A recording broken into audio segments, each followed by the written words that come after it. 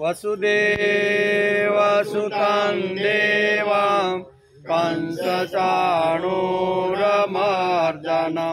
देवकी परमानन्दं कृष्णं वन्दे जगद्गुरु। गुरुर्ब्रह्मा गुरुर्विष्णु गुरुर्देवो महेश्वर गुरुर्साक्षात् परब्रह्म तस्मै श्री गुरुवे नमः। नारायणं नमस्कृत्यं नरं चैव नरोत्तमं देवीं सरस्वती व्यासं ततो जयमुदीरये ततो जयमुदीरये।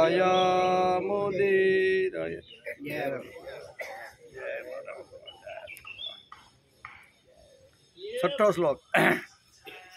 गुणाकरं सुखाकरं कृपाकरं कृपापरं सुरद्विषनिकन्दनं नमामि गोपनन्दनं नवीन गोपनागरं नवीन केलिलं पटं नमामि मेघसुन्दरं तडित्प्रबालसत्पटम्। गुणाकरम सुखाकरम कृपाकरम कृपापरम सुरद्विषनिकंदनम नमामि नमामि गोपनंदनम। भगवान श्री कृष्ण गुणोना भंडार केवा भगवान केवा छे? गुणोना भंडार, सुखना सागर, कृपा निधान, कृपाळु गोपाल, जे देवोना शत्रुनो नाश करनारा छे। देवोना शत्रु होय एनो नाश करनारा छे, तेमने हूँ नमस्कार करूँ छुं। आम आद्य गुरु शंकराचार्य पोताना स्तोत्रमा लखे। पछी आगळ के छे नवीन गोपनागरम नवीन केलिलं पटं नमामि मेघसुन्दरं तडित्प्रबालसत्पटं।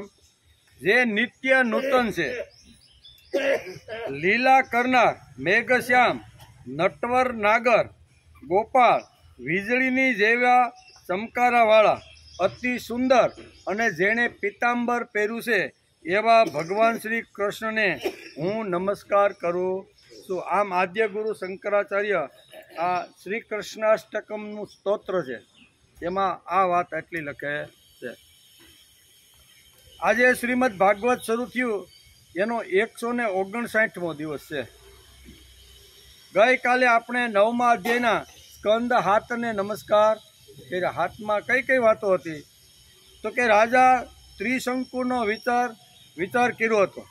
3 पापोथी ए त्रस्त थई गेला हता, तपी गेला हता। એટલે કે 3 पापो कया कया हता तो एनो पण आपणे गई काले विचार कर्यो। पहेલું पाप एणे वेदोने छोड़ी दीधा हता। वेदोनी विचारधारा अहींया सत्यव्रत एटले के त्रिशंकु ने मान्य हती नहीं। बीजू पाप एणे कर्युं परस्त्री उपर एणे कुदृष्टि करी एम। अने त्रीजू पाप हतुं बापा एटले के पिता उपर क्रोध करी अने पिताने घरमांथी काढ्यो। आ 3 दोषो हता अने 3 दोषो सहित मने जो स्वर्गमां कोई लई जवावाळो मळे तो मारे एवा माणसने गोतवो छे एम।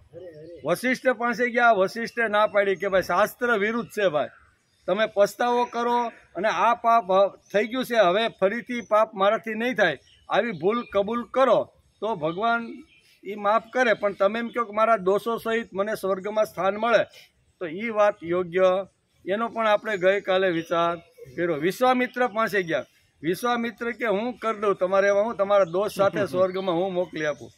अने मोकला इंद्र क्यांय तमारा माटे जग्या नथी, तमे पाप करीने आव्या छो, पापीओ माटे अहींया कोई स्थान नथी एम करीने त्याथी एने फेंको पृथ्वीलोक उपर। विश्वामित्रने खबर पड़ी कि आ तो भाई मैं मोकलेलो माणस पाछो आवे छे, तेथी एणे कीधुं खबरदार नीचे पड्यो छे तो बरोबर। એટલે એને ત્રિશંકુ આપણે કહીએ છીએ બરોબર ને। ત્રિશંકુ નામ હતું સત્યવ્રત, પણ ત્રિશંકુના નામથી પ્રસિદ્ધ આટલા માટે થયો છે। અને આજ સુધી હજી આકાશની અંદર આટા મારે છે, એનો આપણે ગઈકાલે વિચાર કર્યો. પછી ત્યાર પછી ત્રિશંકુના પુત્ર હરિચંદ્રની કથાનો વિચાર કર્યો. તેમાં તેમને પુત્ર માટે નારદજીએ જે પ્રમાણે સલાહ આપી એ પ્રમાણે વરુણ દેવને પ્રાર્થના કરી. વરુણે કીધું પુત્ર તો આપું, પણ પુત્ર થાય ત્યારે તારે મને પાછો આપી દો. પુત્ર થયો. વારંવાર અહીંયા હરિચંદ્ર પાસે જાય છે. હરિચંદ્ર એટલે તારામતીના પતિ નહીં, આપણે ચોખવટ કરી લઈ, બરોબર ને? હા, એટલે બીજા હરિચંદ્ર તો વારંવાર જાય છે અને વરુણને વારંવાર આવી રીતના સ્ટેજ આપતું જાય છે. હજી તો નાનો છે, હજી તો છઠ્ઠી નથી કરી, હજી તો નામ નથી પાડ્યું, હજી તો અહીંયા લગ્નના સંસ્કાર બાકી છે, યજ્ઞોપવિત આવું બધું કહેતા યુવાન થઈ ગયો. યુવાન થઈ ગયો એટલે એક દિવસ તો વરુણ ખીજાતા આવ્યો કે કોઈ પણ હિસાબે આજે તો હું લઈને જવાનો છું. એનો પુત્ર રોહિત સમજી ગયો કે દાળમાં કંઈક કાળું છે. એટલે અહીંયા દૂરથી વરુણને એકદમ ક્રોધમાં આવતા જોઈને હરિચંદ્ર વિચાર કરવા લાગ્યો કે હવે એને હું જવાબ આપીશ. તા તો પોતાનો તો કે હરિચંદ્રએ મને પૈસા લઈને ખરીદ્યો છે અને જે બાપ પોતાના દીકરાને સોળી ઉપર ચડાવે એનો હું પુત્ર હોઈ શકતો. આ બધી વાતો આપણે ગઈકાલે જોઈ, બરોબર ને? અને એમાંથી પછી ઘણી બધી વાતો નીકળી. આજે આપણે કેટલામાં 8મો અધ્યાય, સ્કંદ 9 અને અધ્યાય 8. એટલે આપણે ગઈકાલે 7ની અંદર આ 2 પ્રસંગ, ત્રિશંકુના અને હરિચંદ્રની કથાના 2 પ્રસંગો ગઈકાલે આપણે જોયા. આજે 8મો અધ્યાય, સ્કંદ 9. સગર રાજાનું ચરિત્ર આવે છે. સગર રાજા હતા ને. શ્રી શુક ઉવાચ હરિતો રોહિત સુતચ્ચ તસ્માદમ વિનિર્મતા ચંપાપુરી સુદેહો તે વિજયો યસ્ય ચાત્મજ ભરુકસ્ત સુતસ્તા માદ વક્રોત્યાસ્પિત બાહુક સોરી ભિક્ષુત રાજાસ સભાયો વનમાસિત. સુખદેવજી મહારાજ કહે છે કે હે રાજા પરીક્ષિત, રોહિતનો પુત્ર હતો હારિત. હવે આખી વંશ પરંપરા આખી કેવી રીતની છે એનું વર્ણન કરે છે કે રોહિતનો પુત્ર હતો હારિસ. હારિસથી ચંપ નામનો પુત્ર થયો. તેમણે જે ચંપાપુરી નામની એક નગરી વસાવી. સંપત્તિ સુદેવ અને તેનો પુત્ર વિજય થયો. વિજયનો ભરૂક, ભરૂકનો વૃક અને વૃકનો પુત્ર થયો બાહુક. શત્રુઓએ બાહુક પાસેથી રાજ્ય છીનવી લીધું ત્યારે તે પોતાની પત્ની સાથે વનમાં ચાલ્યા. આ બાહુક નામનો રાજા હતા. શત્રુએ એના ઉપર ચડાઈ કરી અને હાથમાં આવેલું રાજ્ય એ જતું રહ્યું. તેથી બાહુક અને એના પત્ની આવી રીતના જંગલની અંદર આવી ગયા છે. વનમાં ગયા પછી વૃદ્ધાવસ્થાના કારણે બાહુકનું મૃત્યુ થયું. ત્યારે તેની સાથે તેની પત્ની સતી થવા માટે તૈયાર થઈ.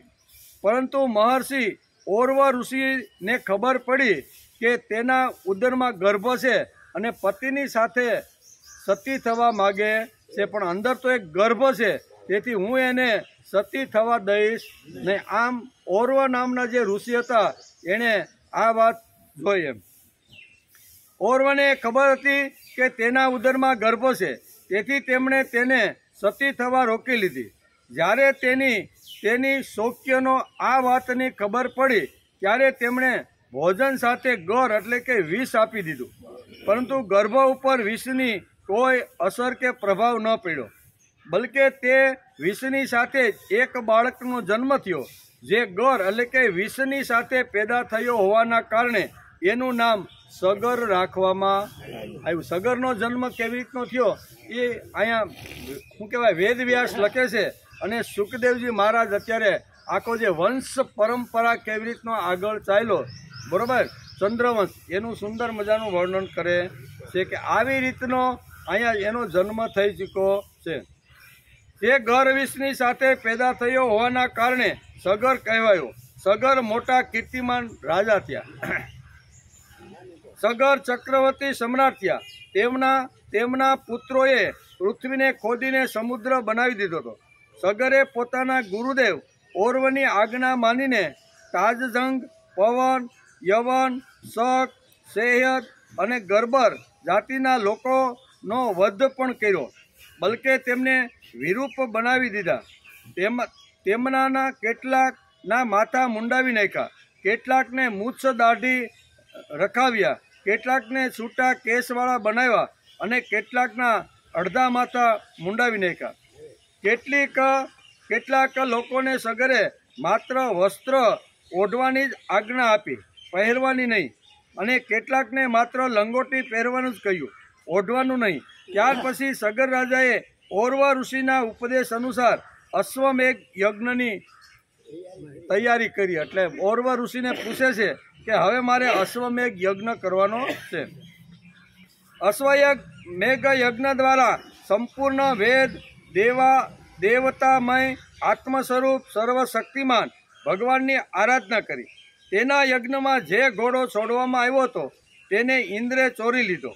તે વખતે મહારાણી સુમિત્રના ગર્ભથી ઉત્પન્ન થયેલા સગરના પુત્રો પોતાને પિતાની આજ્ઞા અનુસાર ઘોડા માટે પૂરી પૃથ્વીને ચારે બાજુથી શોધી વળ્યા. જ્યારે તેમને ક્યાંય ઘોડો ન મળ્યો ત્યારે તેઓ ખૂબ દુઃખી થઈ અને પાછા યજ્ઞની અંદર જે પિતા શું કહેવાય સ્વાહા કરવા માટે બેઠા છે એની પાસે આવીને એને મળ્યા કે ભાઈ અમે આખી પૃથ્વી ખોળી પણ અમને ક્યાંય આવી રીતનો યજ્ઞનો અશ્વ મળ્યો નથી. 60,000 પુત્રો હતા, આખી પૃથ્વીમાં ફેર્યા, કોઈ જગ્યાએ અશ્વનો મળ્યો નહીં. ત્યારે પિતાએ કીધું કે હું યજ્ઞમાંથી ઊભો થઈ શકતો નથી. જ્યાં સુધી યજ્ઞની પૂર્ણાહુતિ ન થાય ત્યાં સુધી યજમાન કોઈ દી પાટલા ઉપરથી બેઠો થતો. મારી પાસે તાકાત છે, શક્તિ છે, બળ છે, પણ હું અહીંથી સ્થાન છોડી શકતો નથી. તેથી ક્રોધે ભરાઈને બધા દીકરાઓને પાછું કીધું કે કોઈ પણ હિસાબે તમે આકાશ પાતાળ જે કાંઈ કરવું હોય એક કરી અને કોઈ પણ યજ્ઞના ઘોડાને અશ્વને તમે શોધી લાવો. આવી રીતના અહીંયા સગર રાજા પોતાના 60,000 દીકરાઓને ફરીથી અશ્વને ગોતવા માટે શોધખોળ કરવા માટે મોકલે છે. અભિમાન સાથે બધી બાજુથી પૃથ્વીને ખોદી નાખી. પાછા ગયા બધા 60,000, બરોબર ને. ખોદતા તેમને પૂર્વ ઉત્તરના છેડા પર કપિલ મુનિ પાસે પોતાનો અશ્વ બાંધેલો જોયો. ઘોડાને જોઈને 60,000 રાજકુમારો હાથમાં શસ્ત્ર ઉપાડીને એવું કહેતા હતા કે તેમની તરફ દોડ્યા કે આજ અમારા ઘોડાને ચોરવાવાળો ચોર છે. જુઓ તો ખરા આણે અત્યારે કેવી આંખો મીચી લીધી છે.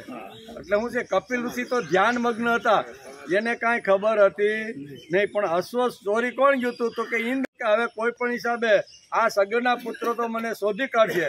એટલે વચ્ચે ઘોડાને અહીંયા કપિલ મુનિના આશ્રમમાં છોડીને જતા રહ્યા છે. 60,000 શું કહેવાય 60,000 છોકરાઓને ખબર પડી કે અમારો ઘોડો તો આ કપિલ ઋષિના આશ્રમની અંદર બાંધેલો છે.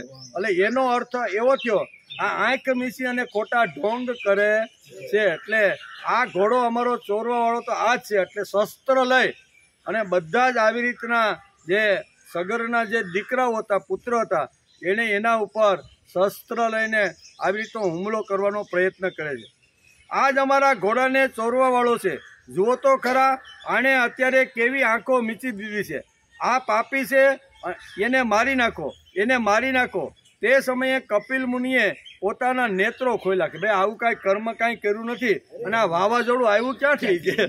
શું કહે છે, હું તો સમાધિસ્થ હતો, સમાધિની અંદર પ્રભુની અંદર આવી રીતનું એકદમ લીન થઈને સમાધિમાં પ્રભુ ભજન કરતો હતો.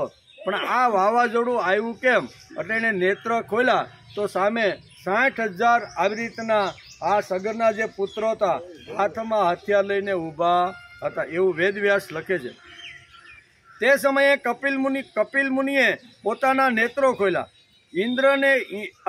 ઇન્દ્રએ રાજકુમારોની બુદ્ધિ હરી લીધી હતી. તેથી તેમણે કપિલ મુનિ જેવા મહાપુરુષનો તિરસ્કાર કર્યો. આ તિરસ્કારના કાળ સ્વરૂપ તેમના શરીરમાં ઉત્પન્ન થયેલા અગ્નિથી તે 60,000 સગર પુત્રો ક્ષણભરમાં જ બળીને ભસ્મ થઈ ગયા. કે મેં કાંઈ કર્યું નથી અને મારી સામે શસ્ત્ર લઈ અને મને જ મારવા માટે આ ઊભા થયા છે. એટલે આંખ ખોલી સમાધિમાંથી ઊભા થયા અને આંખના નેત્ર ખોલવાથી એના પ્રકાશની અંદર સાઠે સાઠ શું કહેવાય એના દીકરાઓ બળીને ભસ્મ થઈ ગયા। હે રાજા પરીક્ષિત, સગરના પુત્રો કપિલ મુનિના ક્રોધથી ભસ્મ થઈ ગયા એમ કહેવું ઉચિત નથી। કપિલ મુનિ તો શુદ્ધ સત્વગુણના પરમ આશ્રય છે। તેમનું શરીર તો જગતને પવિત્ર કરતું રહે છે। તેમનામાં ભલા ક્રોધરૂપી તમોગુણની સંભાવના કેવી રીતે હોઈ શકે? પૃથ્વીની ધૂળનો કાંઈ આકાશ સાથે કોઈ સંબંધ થાય છે ખરો? આ સંસાર સાગર એક મૃત્યુમય પંથ છે, તેને પાર જવું બહુ કઠણ છે।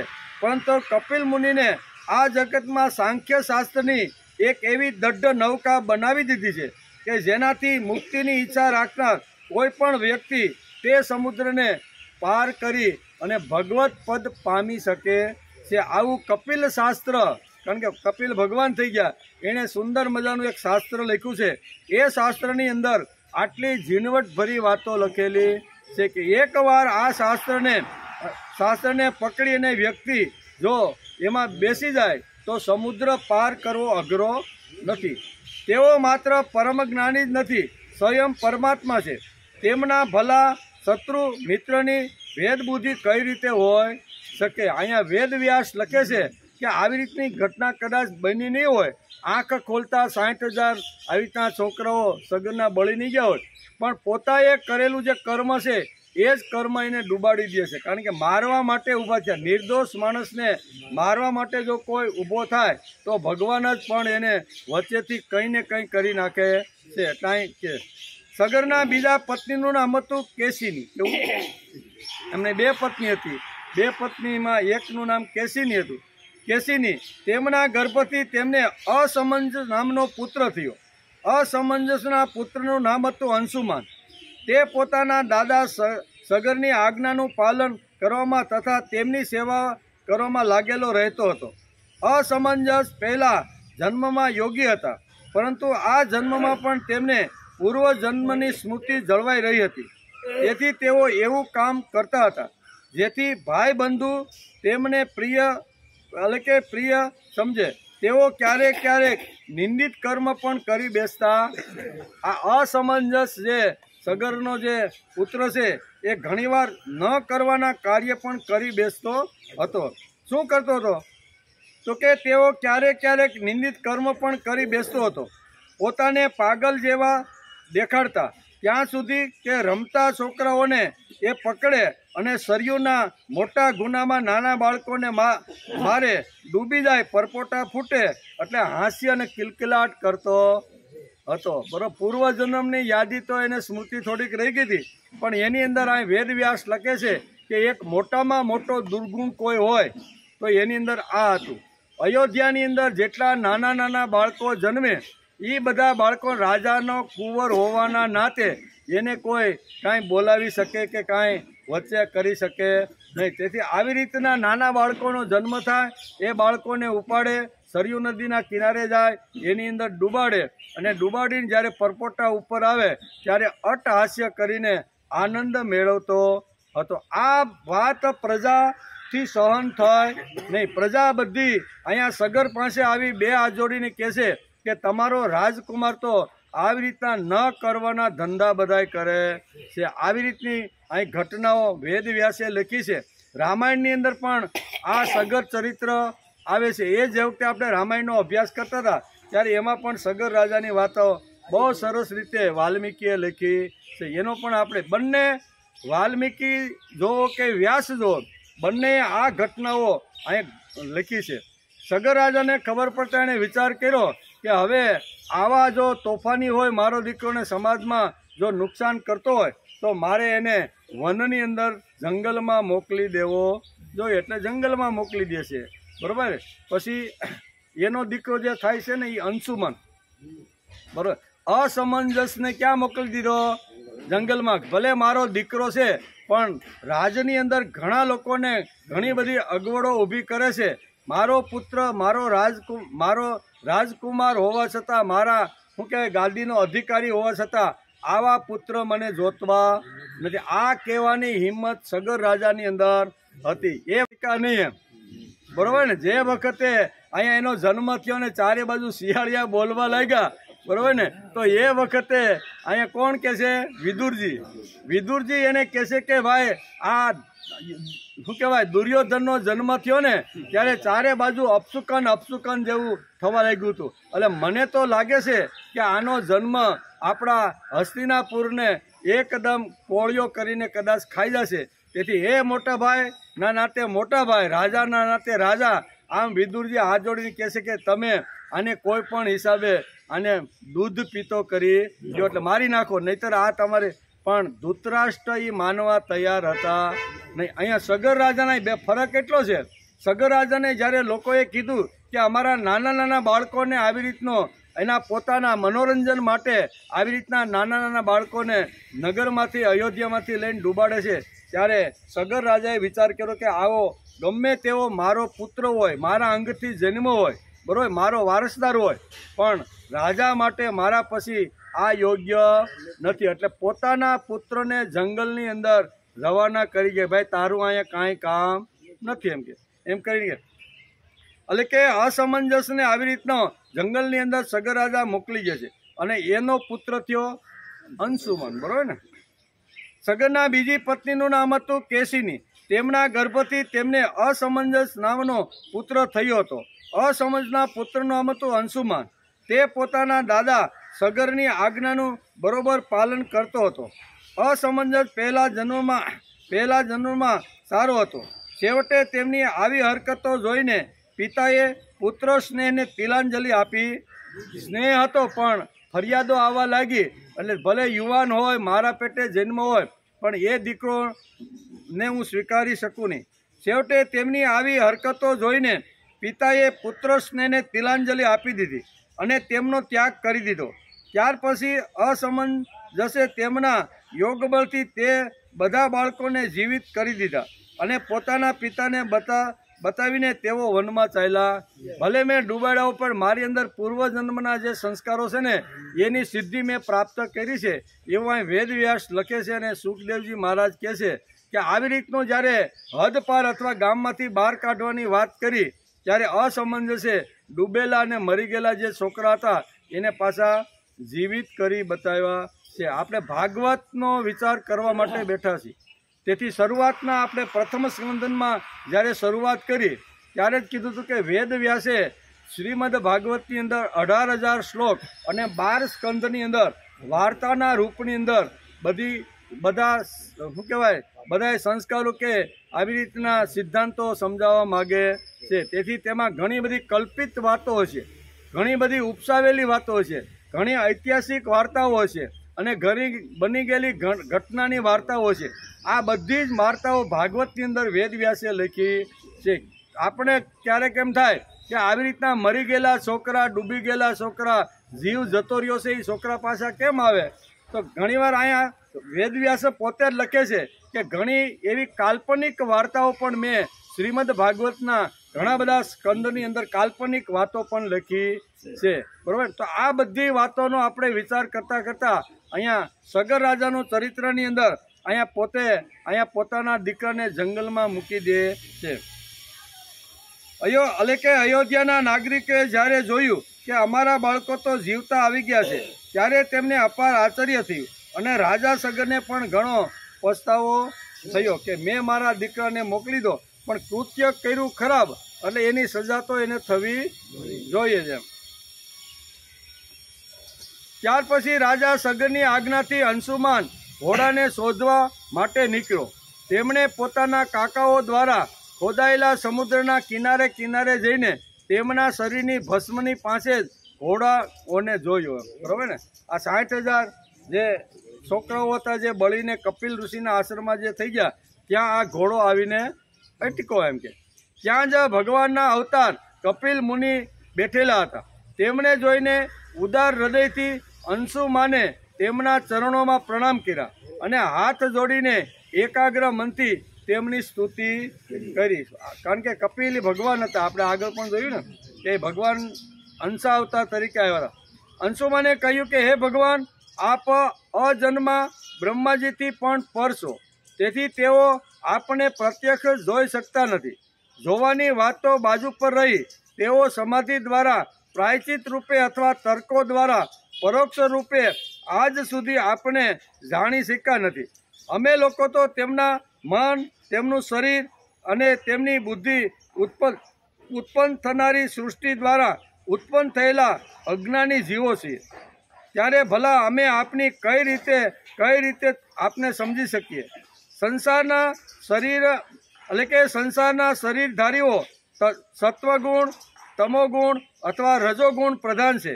તેઓ જાગ્રત અને સ્વપ્નાઓમાં માત્ર ગુણમય પદાર્થો, વિષયો અને સુષુપ્તિ અવસ્થામાં માત્ર અજ્ઞાન જ જુએ છે. એનું કારણ એ છે કે તેઓ આપણી માયાથી મોહિત થઈ રહ્યા છે. તેઓ બહિર્મુખ હોવાના કારણે બહારની વસ્તુઓ તો જુએ છે, પરંતુ પોતાના હૃદયમાં સ્થિત આપણને પણ જોઈ શકતા નથી. ઘણા અજ્ઞાનીઓ અને જે તમોગુણથી જે ત્રસ્ત થયેલા છે એવા લોકો અંદર રહેલા ભગવાનને જોઈ શકતા નથી. આપ તો પરમેશ્વર રૂપ છો, તેથી તમે આ બધું જોઈ શકો છો. આપ એકરસ જ્ઞાનધન છો.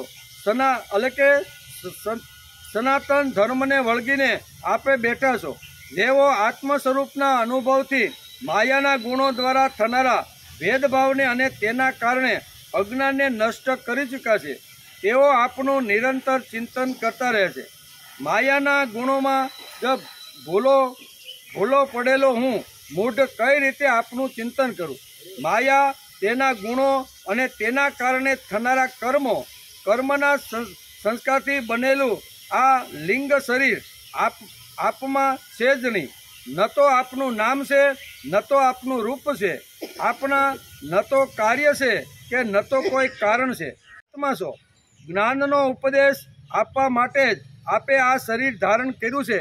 એમ અંશુમન અત્યારે 2 હાથ જોડી કપિલ મુનિને પોતાના આશ્રમમાં મુનિને જ્યારે જોયે છે ત્યારે 2 હાથ જોડીને આ પ્રાર્થના કરે છે.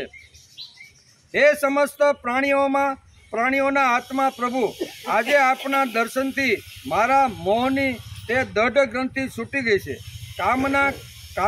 કામના કર્મ અને ઇન્દ્રિયોને આ પોષણ આપનાર હે પ્રભુ, આપ ધન્ય છો. આમ કરી અને અહીંયા 22 થી 27 શ્લોકની અંદર અંશુમન ભગવાન કપિલને આ રીતે સ્તુતિ કરે છે કે તમે કેવા છો? તમે નિર્વિકાર છો, તમે નિરહંકારી છો, તમને કોઈ આવી રીતનો સત્વ, રજ કે તમ કોઈ આવી રીતનું કંઈ કરી શકતા નથી. એવા તમે ચિદાનંદ સ્વરૂપ છો. તેથી મારા તમને વારંવાર નમસ્કાર છે. તમારા દર્શનથી, તમારા આવી રીતના પ્રત્યક્ષ મારા અનુભૂતિથી હું આજે ધન્ય થઈ ગયો છું. એમ કરી અને 22 થી 27 શ્લોકની અંદર અંશુમન અત્યારે ભગવાન કપિલને આ સ્તુતિ કરે છે. શ્રી સુખદેવજી મહારાજ કહે છે કે હે રાજા પરીક્ષિત, જ્યારે અંશુમાને ભગવાન કપિલ મુનિના પ્રભાવથી આ પ્રમાણે સ્તુતિ કરી ત્યારે તેમણે મનમાં જ અંશુમાન ઉપર બહુ અનુગ્રહ થઈ ગયો. ઓલા એના જે પરદાદાઓ છે એ તો હથિયાર લઈને મને મારવા માટે બધા આવ્યા હતા, પણ આ કેટલો સરસ છે કે જે 2 હાથ જોડીને સ્તુતિ કરે છે. એટલું જ નહીં, પણ સ્તુતિ કર્યા પછી કપિલ મુનિને તેના ઉપર ભાવ, તેના ઉપર પ્રેમ અને તેના ઉપર અનુગ્રહ થઈ ગયો. એમ અત્યારે સુખદેવજી મહારાજ રાજા પરીક્ષિતને સમજાવે છે. ભગવાને કહ્યું કે બેટા, આ ઘોડો તારા પિતા મહનો યજ્ઞ પશુ છે, તેને તું લઈ જા. તમારા ભસ્મ થઈ ગયેલા કાકાઓનો ઉદ્ધાર માત્ર ગંગા જળથી જ થશે. શું કે છે? 60,000 છોકરાઓ જે છે, બરાબર, એનો જો ઉદ્ધાર કરવાનો હોય ને તો ગંગા જળ સિવાય શક્ય નથી. બીજો કોઈ ઉપાય નથી. અંશુમાને ખૂબ જ વિનમ્રતાથી તેમને પ્રસન્ન કરીને તેમની પ્રદક્ષિણા કરી અને તે ઘોડાને લઈને નગરમાં પ્રવેશ કર્યા. સગરે તે યજ્ઞ પશુ દ્વારા યજ્ઞની શેષ ક્રિયા પૂરી કરી. બાકી જે યજ્ઞ પૂરો થવાનો થોડોક બાકી હતો અને આ અશ્વ ચોરાઈ ગયો હતો. ચોરાયેલા અશ્વને લેવા માટે સગરના 60,000 પુત્રો ગયા, પણ કોઈ જગ્યાએ એનો ભાળ મળી નહીં. બીજી વાર પાછા રાજા કહે છે કે હું યજ્ઞમાંથી ઊભો થઈ શકું એમ નથી. અહીંયા જ્યાં સુધી અશ્વનો એટલે ઘોડાની ભાળ ન મળે ત્યાં સુધી અયોધ્યાની ભૂમિ ઉપર તમે પગ દેતા આવા કડક ભાષાની અંદર સગરે અહીંયા યજ્ઞની અંદર બેઠા બેઠા પોતાના દીકરાને કીધું ત્યારે ફરીથી પોતાના 60,000 દીકરાઓ પ્રયત્ન કરવા લાગ્યા. પ્રયત્ન કરતાં કરતાં ત્યાં કપિલ મુનિના આશ્રમમાં આવે છે. ઇન્દ્ર પોતાનો ઘોડો અહીંયા આશ્રમની અંદર મૂકીને એ જતો રહ્યો છે. તેથી અહીંયા ઘોડાને દૂરથી આ બધા છોકરાઓ જોવે છે અને જોયા પછી લાગે છે કે આ તો ઢોંગી છે, આંખ બંધ કરી દીધી છે અને અમારો ઘોડાને ચોરનાર આ જ હોવો જોઈએ. તેથી શસ્ત્ર લઈ અને ઘોડા એટલે કે મુનિને કપિલ મુનિને મારવા માટે તૈયાર થાય છે. પણ અહીંયા ભગવાનની કૃપાએ એ અહીંયા એની દ્રષ્ટિ પડતા અહીંયા બધા ખલાસ થઈ જાય છે. તેથી અંશુમનને કહે છે કે તમારા કાકાઓ આવી રીતના શસ્ત્ર લઈ અને આવી રીતના તપોવન આશ્રમ ઉપર જ્યારે હુમલો કરવા માટે આવ્યા ત્યારે આ ઘટના ઘટી છે અને આ બધા અત્યારે અહીં નાશ પામ્યા છે. હવે જો તમારે આ તમારા ગયેલા કાકાનો જો ઉદ્ધાર કરવાનો હોય ને તો એ સામાન્ય પાણીથી અથવા સામાન્ય આવી રીતના જળથી થાય નહીં. એના માટે તો ગંગા બહુ જરૂરી છે. ગંગા જો શું કહે સ્વર્ગમાંથી ધરતી ઉપર ઉતરીને થાય અને એ ગંગા જળથી જો તમે તમારા કાકાઓને અહીંયા જો આવી રીતની અંજલિ આપો તો જ એની મુક્તિ શક્ય. આટલી કપિલ મુનિ ભગવાને અહીંયા શું કહેવાય અંશુમનને આ રીતે સમજાવ્યો. ત્યારે રાજા સગરે અંશુમનને રાજ્યનો કારભાર સોંપી દીધો અને તેઓ સ્વયં વિષયોથી ઉપરામ થઈ અને બંધ મુક્ત થઈ ગયા. તેમણે મહર્ષિ ઓર્વના બતાવેલા માર્ગે પરમ પદની પ્રાપ્તિ કરી લીધી. અહીંયા આવ્યા, યજ્ઞ પૂરો થયો. સગર રાજા વિચાર કરે છે કે હવે પૌત્ર પણ આવી રીતનો યુવરાજ થઈ ગયો છે. અંશુમનને આવી રીતની ગાદી ઉપર બેસાડી અને ઓર્વ ઋષિના માર્ગદર્શન નીચે એ પરમ પદની પ્રાપ્તિ કરવા માટે રાજ્ય પદ છોડી અને વનની અંદર નીકળી ગયા છે. આટલી કથા અહીંયા ભાગવતકાર વેદવ્યાસે લખી છે. ઇતિ શ્રીમદ ભાગવતે મહાપુરાણે પારમહંસ્યા સંહિતાયા નવમ સ્કંદે સગરોપાખ્યાનો ધ્યાય. 9મા સ્કંદ અંતર્ગત સગર ઉપાખ્યાનનો 8મો અધ્યાય સમાપ્ત થયો. 9મા સ્કંદની અંદર 8મા અધ્યાયની અંદર આટલી સગર રાજાની વાર્તા કરી છે. સગરનો જન્મ કેવી રીતનો થયો, એને મારવા ગર્ભમાં કેવી રીતના પ્રયત્ન થયા, બરાબર, અને એનાથી શું કહેવાય આ ગર્ભ બચી જાય છે અને એમાંથી જે બાળક જન્મો એનું નામ સગર. સગરે પાછા હાથની અંદર સૂત્ર લીધા અને ગયેલું બાપાનું જે રાજ્ય હતું ને એ ફરીથી બધા રાજ્ય ઉપર એને કબજો મેળવી લીધો. અને પછી આવી રીતના યજ્ઞ કરવાનું ઓર્વ ઋષિને કહે છે કે મારે આવી રીતનો અશ્વમેઘ યજ્ઞ કરવાનો છે. તૈયારી કરી અશ્વને લાવ્યા અને જ્યારે બ્રાહ્મણોને બોલાવીને યજ્ઞની અંદર જ્યારે બેઠા ત્યારે અચાનક અશ્વ ગુમ થઈ ગયો. ગુમ થયેલા અશ્વને ગોતવા માટે અહીં 60,000 છોકરાઓ જાય છે, કોઈ જગ્યાએ પત્તો મળતો નથી. બીજી વાર મોકલે છે તો કપિલ મુનિના આશ્રમમાં આ ઘોડો બાંધેલો હોય છે. ત્યાં 60,000 જે છોકરાઓ જે શસ્ત્ર હાથમાં લઈને મારવા માટે જે તૈયાર થઈ ગયા એ ત્યાં ભસ્મ થઈ જાય છે. તે ભસ્મ થયેલી આ રાખને જોઈને કપિલ મુનિ કહે છે કે તમારા કાકાઓની આ ભસ્મ છે અને આ ભસ્મને જો ઉદ્ધાર કરવાનો હોય ને કાકાઓનો તો ગંગા જળ જીવાય શક્ય નથી. આમ કરી અને એ અંશુમન પોતાના રાજમાં આવે છે. યજ્ઞ પૂરો થાય છે. સગર રાજા વિચાર કરે છે કે હવે દીકરો બહુ શું કહેવાય રાજગાદી લાયક થઈ ગયો છે. તિલક કરીને પોતે અહીંયા કહે છે કે પોતે પરમ પદને પ્રાપ્ત કરવા માટે ઓર્વ ઋષિના માર્ગદર્શન લઈ અને એ જંગલની અંદર જાય કે આ ઉપર લાવવા માટે કેવા પ્રયત્ન કર્યા એનું વર્ણન વેદવ્યાસે 9મા અધ્યાયની અંદર 9મા સ્કંદમાં કરેલું છે. જેનો વિચાર શ્રી શુક ઉવાચ અંશુમાસ તપસ્કેપે ગંગા નયન કામ્યયા કાલમ મહાનંતે નાસક નો તત કાલેન સંસ્થિતા દિલીપસ્ત સુત તસ્ય દશકસ્તકાલમેનિયમ ભગીરથસ્ય પુત્રસ્ય તેસે તે સુમાહિતા. સુખદેવજી મહારાજ કહે છે કે હે રાજા પરીક્ષિત, અંશુમને ગંગાજીને પૃથ્વી પર લાવવાની કામનાથી ઘણા વર્ષો સુધી તપસ્યા કરી અને ભગવાન જો પ્રસન્ન થાય તો ભગવાનને કહું કે સ્વર્ગમાં રહેલી જે ગંગા છે એ ધરતી ઉપર એનું અવતરણ થાય. આના માટે અંશુમને ઘણા વર્ષો સુધી તપસ્યા કરી, પરંતુ તેમને સફળતા મળી નહીં. સમય પૂરો થયો, અહીંયા અંશુમન પણ આવી રીતનો જતો રહ્યો. સમય આવે તેમનું પણ મૃત્યુ થઈ ગયું.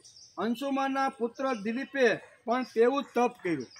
કારણ કે અંશુમન જતા જતા કહેતો ગયો કે આપણા જે પૂર્વજો, આપણે જે કાકાઓ છે ને, એ કપિલ મુનિની અંદર આવી રીતના 60,000 કાકાઓ ભસ્મ થઈ ગયા છે. એના આવી રીતના ઉદ્ધાર માટે અહીંયા કપિલ મુનિએ મને કીધું છે કે ગંગા જળ વગર શક્ય નથી. મેં ખૂબ તપસ્યા કરી ભગવાનને પ્રસન્ન કરવા માટે, મારું બાકીનું જે આયુષ્ય હતી પૂરું કર્યું, પણ છતાંય આવી રીતનું ભગવાન પ્રસન્ન થયા નહીં અને મારે હવે જવાનું થયું છે. તમારે આ પરંપરા ચાલુ રાખવાની છે. તેથી અંશુમન ગયા પછી દિલીપ રાજાએ પણ આકાશમાયલી એટલે કે સ્વર્ગમાયલી રહેલી જે ગંગાને નીચે લાવવા માટે એમણે પણ સાધના અને તપસ્યાની શરૂઆત કરે છે. અંશુમનના પુત્ર દિલીપે પણ તેવું તપ કર્યું છે, પરંતુ તેઓ પણ અસફળ રહ્યા.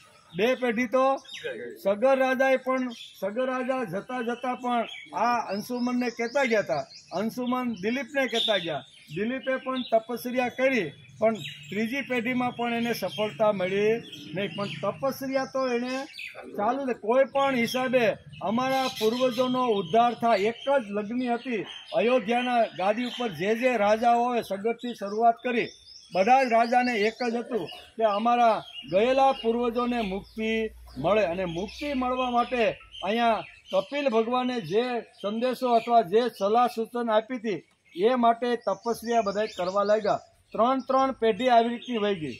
સગર પણ ગયા, અંશુમન પણ ગયો, અને સાથે સાથે તપસ્યા કરતા કરતા દિલીપ રાજા પણ આવી રીતના તપસ્યા કરી, પણ ભગવાન પ્રસન્ન થયા નહીં.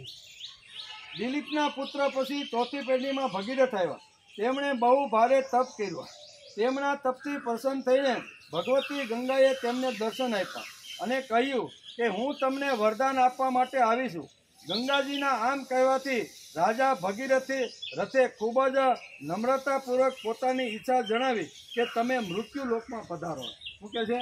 આવી રીતની ગંગાને નીચે લાવવા માટે ભગીરથે જબરજસ્ત 4થી પેઢી, કેટલી ગાય?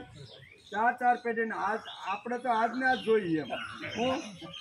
આપણે કોઈ પણ વસ્તુ પ્રાપ્ત કરવાની હોય અને આના જન્મમાં જોઈ, અને એમાંય મોડું થઈ જાય તો માણસ આપઘાતોથી કરીએ કે ભાઈ મને આપવામાં મોડું કેમ કર્યું તમે.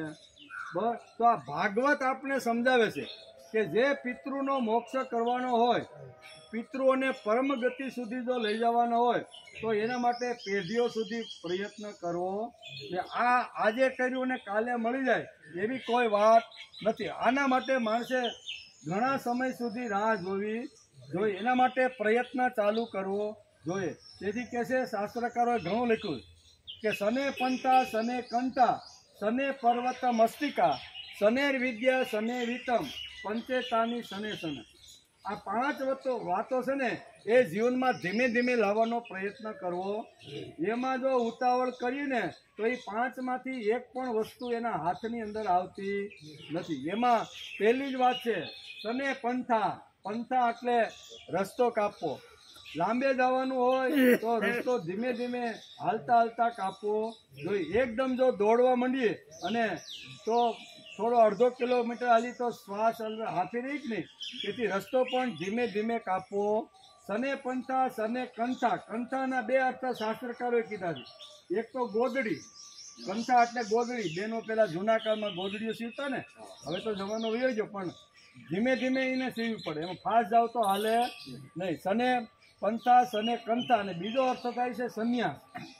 કંઠાનો બીજો અર્થ શાસ્ત્રકારોએ સંન્યાસ શબ્દ કીધો. સંન્યાસ પણ માણસે ધીમે ધીમે લેવો જોઈએ. બ્રહ્મચર્યાશ્રમમાંથી સીધો સંન્યાસાશ્રમમાં ઠેકડો મારવાનું આપણું શાસ્ત્ર ના પાડે છે. બ્રહ્મચર્યાશ્રમ પૂરો કરો, સારી રીતે વિદ્યા પ્રાપ્ત કરો, સારામાં સારો ગૃહસ્થાશ્રમ ભોગવો.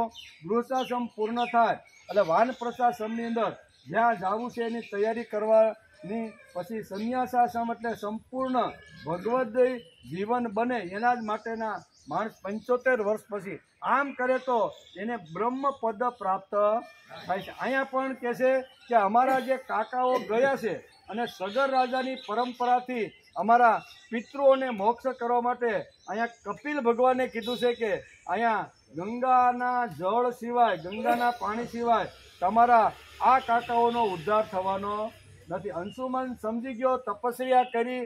દિલીપ રાજા આવ્યા, સમજી ગયા, તપસ્યા કરી. ભગીરથ આવ્યા અને એને જબરજસ્ત તપસ્યા કરી એટલે ગંગા મૈયા એને પ્રસન્ન થાય કે બોલ બેટા તારે શું જોઈશી? તો કે વાત તો એમ છે, તમે અત્યારે સ્વર્ગની અંદર છો, સ્વર્ગમાંથી પૃથ્વી ઉપર આવો અને અમારા જે પિતૃઓ છે એના મોક્ષ માટે તમારે ધરતી ઉપર અવતરણ કરવાનું છે. આમ અત્યારે એને સમજાવે. ગંગાજીએ કહ્યું કે જ્યારે હું સ્વર્ગમાંથી ભૂતલ ઉપર ઉતરીશ, પ્રસન્ન થયા એટલે અહીંયા શું કહેવાય, ભગીરથે કીધું તમે પધારો. તો કે પધારું તો ખરી એમ, પણ આ ગંગાજી કહે છે કે જ્યારે હું સ્વર્ગમાંથી ભૂતલ ઉપર ઉતરીશ ત્યારે મારા વેગને રોકનાર કોઈ જોઈએ કે નહીં એમ. મારો સ્વર્ગમાંથી આવું એટલે એટલો મોટો વેગ હોય, એ વેગને કોઈ રોકી શકે નહીં. એ રોકી શકે એવો કોઈ પરમ પુરુષ પવિત્ર આવી રીતનો આત્મા જોઈ કે ન જોઈ ભાઈ? આમ વેગ જ એટલો મોટો છે ને કે એ વેગને કોઈ સહન કરી શકે એમ નથી. અને જો સહન ન કરીને હું ઉપરથી આવી રીતે આવું અને કોઈ વેગ રોકવા વાળો ન હોય તો હું સીધી પાતાળમાં જાઉં છું. તારી જે તપસ્યા છે ને એ બધી ફેલ જાય. અને એના માટે તારે પહેલા પ્રયત્ન કરી લેવો જોઈએ કે હું આવવા માટે તૈયાર છું, પણ મારા વેગને રોકે એવો કોઈ પરમ પવિત્ર પુરુષ તારે શોધવો પડશે. પૃથ્વીની ફાડીને હું રસાતળમાં ચાલી જઈશ. આ સિવાય એ કારણે પણ હું પૃથ્વી ઉપર જઈશ એટલે કે જઈશ નહીં કે લોકો મારામાં પોતાના પાપ ધોશે, પછી એ બધા પાપને હું ક્યાં ધોવા જઈશ? ભગીરથ, આ બાબતમાં તમે થોડો વિચાર કરી લ્યો, બરોબર? હું કદાચ આવું અને તમે મને રોકી લ્યો અને રોક્યા પછી ખળખળ વહેતી હું આવું ત્યારે હજારો લોકો સમાજની અંદર કંઈક પાપ કરશે ને, એ પાપ ધોવા માટે મારી અંદર આવશે. એટલે સ્થિર થઈ ગઈ અને મારું વેણ ધીમે ધીમે આવી રીતનું જવા લાગ્યું. બધા લોકો કે સ્વર્ગમાંથી ઉતરેલી ગંગા પવિત્ર છે, તેથી પાપ કરો, બરોબર, અને ધોય અને પાછાથી આવી રીતે મારે શું કરવાનું? કાયમ માટે લોકો બધા પાપ કરવા માટે આવે તો મારે કરવાનું છે? આ પ્રશ્ન અત્યારે ગંગાજીએ ભગીરથ રાજાને પૂછેલો છે. ભગીરથે કહ્યું કે માં, જેમણે લોક પરલોક, ધન સંપત્તિ અને પત્ની પુત્રની કામનાઓનો ત્યાગ કરી દીધો છે, એટલે કે જેઓ સંસારથી ઉપરામ થઈને પોતાના આત્મ સ્વરૂપમાં સ્થિત શાંત છે, જેઓ બ્રહ્મનિષ્ઠ છે અને લોકોને પવિત્ર કરનારા પરોપકારી સજ્જનો છે, તેઓ પોતાના અંગ સ્પર્શથી તમારા પાપને નષ્ટ કરી. કારણ કે હું આવું અને પાપી લોકો પાપ ધોઈને પાપ મારી અંદર કરે તો હું તો પાપી બની જાઉં. ત્યારે અહીંયા બહુ સરસ રીતે ભગીરથ કહે છે કે આ ધરતી ઉપર એવા મહાત્માઓ છે, એવા પરમ પુરુષ પવિત્ર છે કે જે લોકોના સ્પર્શથી તમે એ અંદર ધોયેલા જે પાપો છે ને એ બધા પાપો ભગવાન પોતે જ આવી રીતના રહેવા વાળા છે. તેથી આ બધા તમારા અંદર ધોયેલા જે પાપો છે એ પાપોને આવી રીતના ભગવત તુલ્ય જે ભક્તો છે ને એના દ્વારા તમારી અંદર આવેલું જે બધું પાપ છે એ બધું ખલાસ થઈ જશે. આગળ કે સમસ્ત પ્રાણીઓના આત્મા રુદ્રદેવ તમારા વેગને ધારણ કરી લેશે, કારણ કે તાંતણામાં રહેલી સાડીની માફક આ તમામ વિશ્વ ભગવાન રુદ્રમાં જ ઓતપ્રોત છે. હે રાજા પરીક્ષિત, ગંગાજીને આ પ્રમાણે કહીને ભગીરથ રાજાએ તપ વડે ભગવાન શંકરને પ્રસન્ન કરવા માટે ફરીથી તપસ્યા શરૂ કરી. કારણ કે મારા વેગને રોકે એવો તો કોઈ જોઈ. અહીંયા રુદ્રનો ઉલ્લેખ કરતા, રુદ્ર એટલે શંકર, કે ભગવાન શંકરની આવી રીતની તપસ્યા કરવાનું રાજા ભગીરથે પ્રયત્ન કર્યો. ગંગાજીને આ પ્રમાણે કહીને ભગીરથ રાજાએ તપ વડે ભગવાન શંકરને પ્રસન્ન કર્યા. થોડા સમયમાં મહાદેવજી તેમના ઉપર પ્રસન્ન થઈ ગયા. ભગવાન શંકર તો સંપૂર્ણ જગતના હિતેશુ છે. રાજાની વાત તેમણે તથાસ્તુ કહીને સ્વીકારી લીધી. પછી શિવજીએ સાવધાન થઈને ગંગાજીને પોતાના મસ્તક ઉપર ધારણ કર્યા. કેમ ન કરે? ભગવાનના ચરણોનો સ્પર્શ થવાથી ગંગાજીનું જળ પરમ પવિત્ર છે. ત્યાર પછી રાજર્ષિ ભગીરથ ત્રિલોકને પાવન કરનારા ગંગાજીને ત્યાં લઈ ગયા.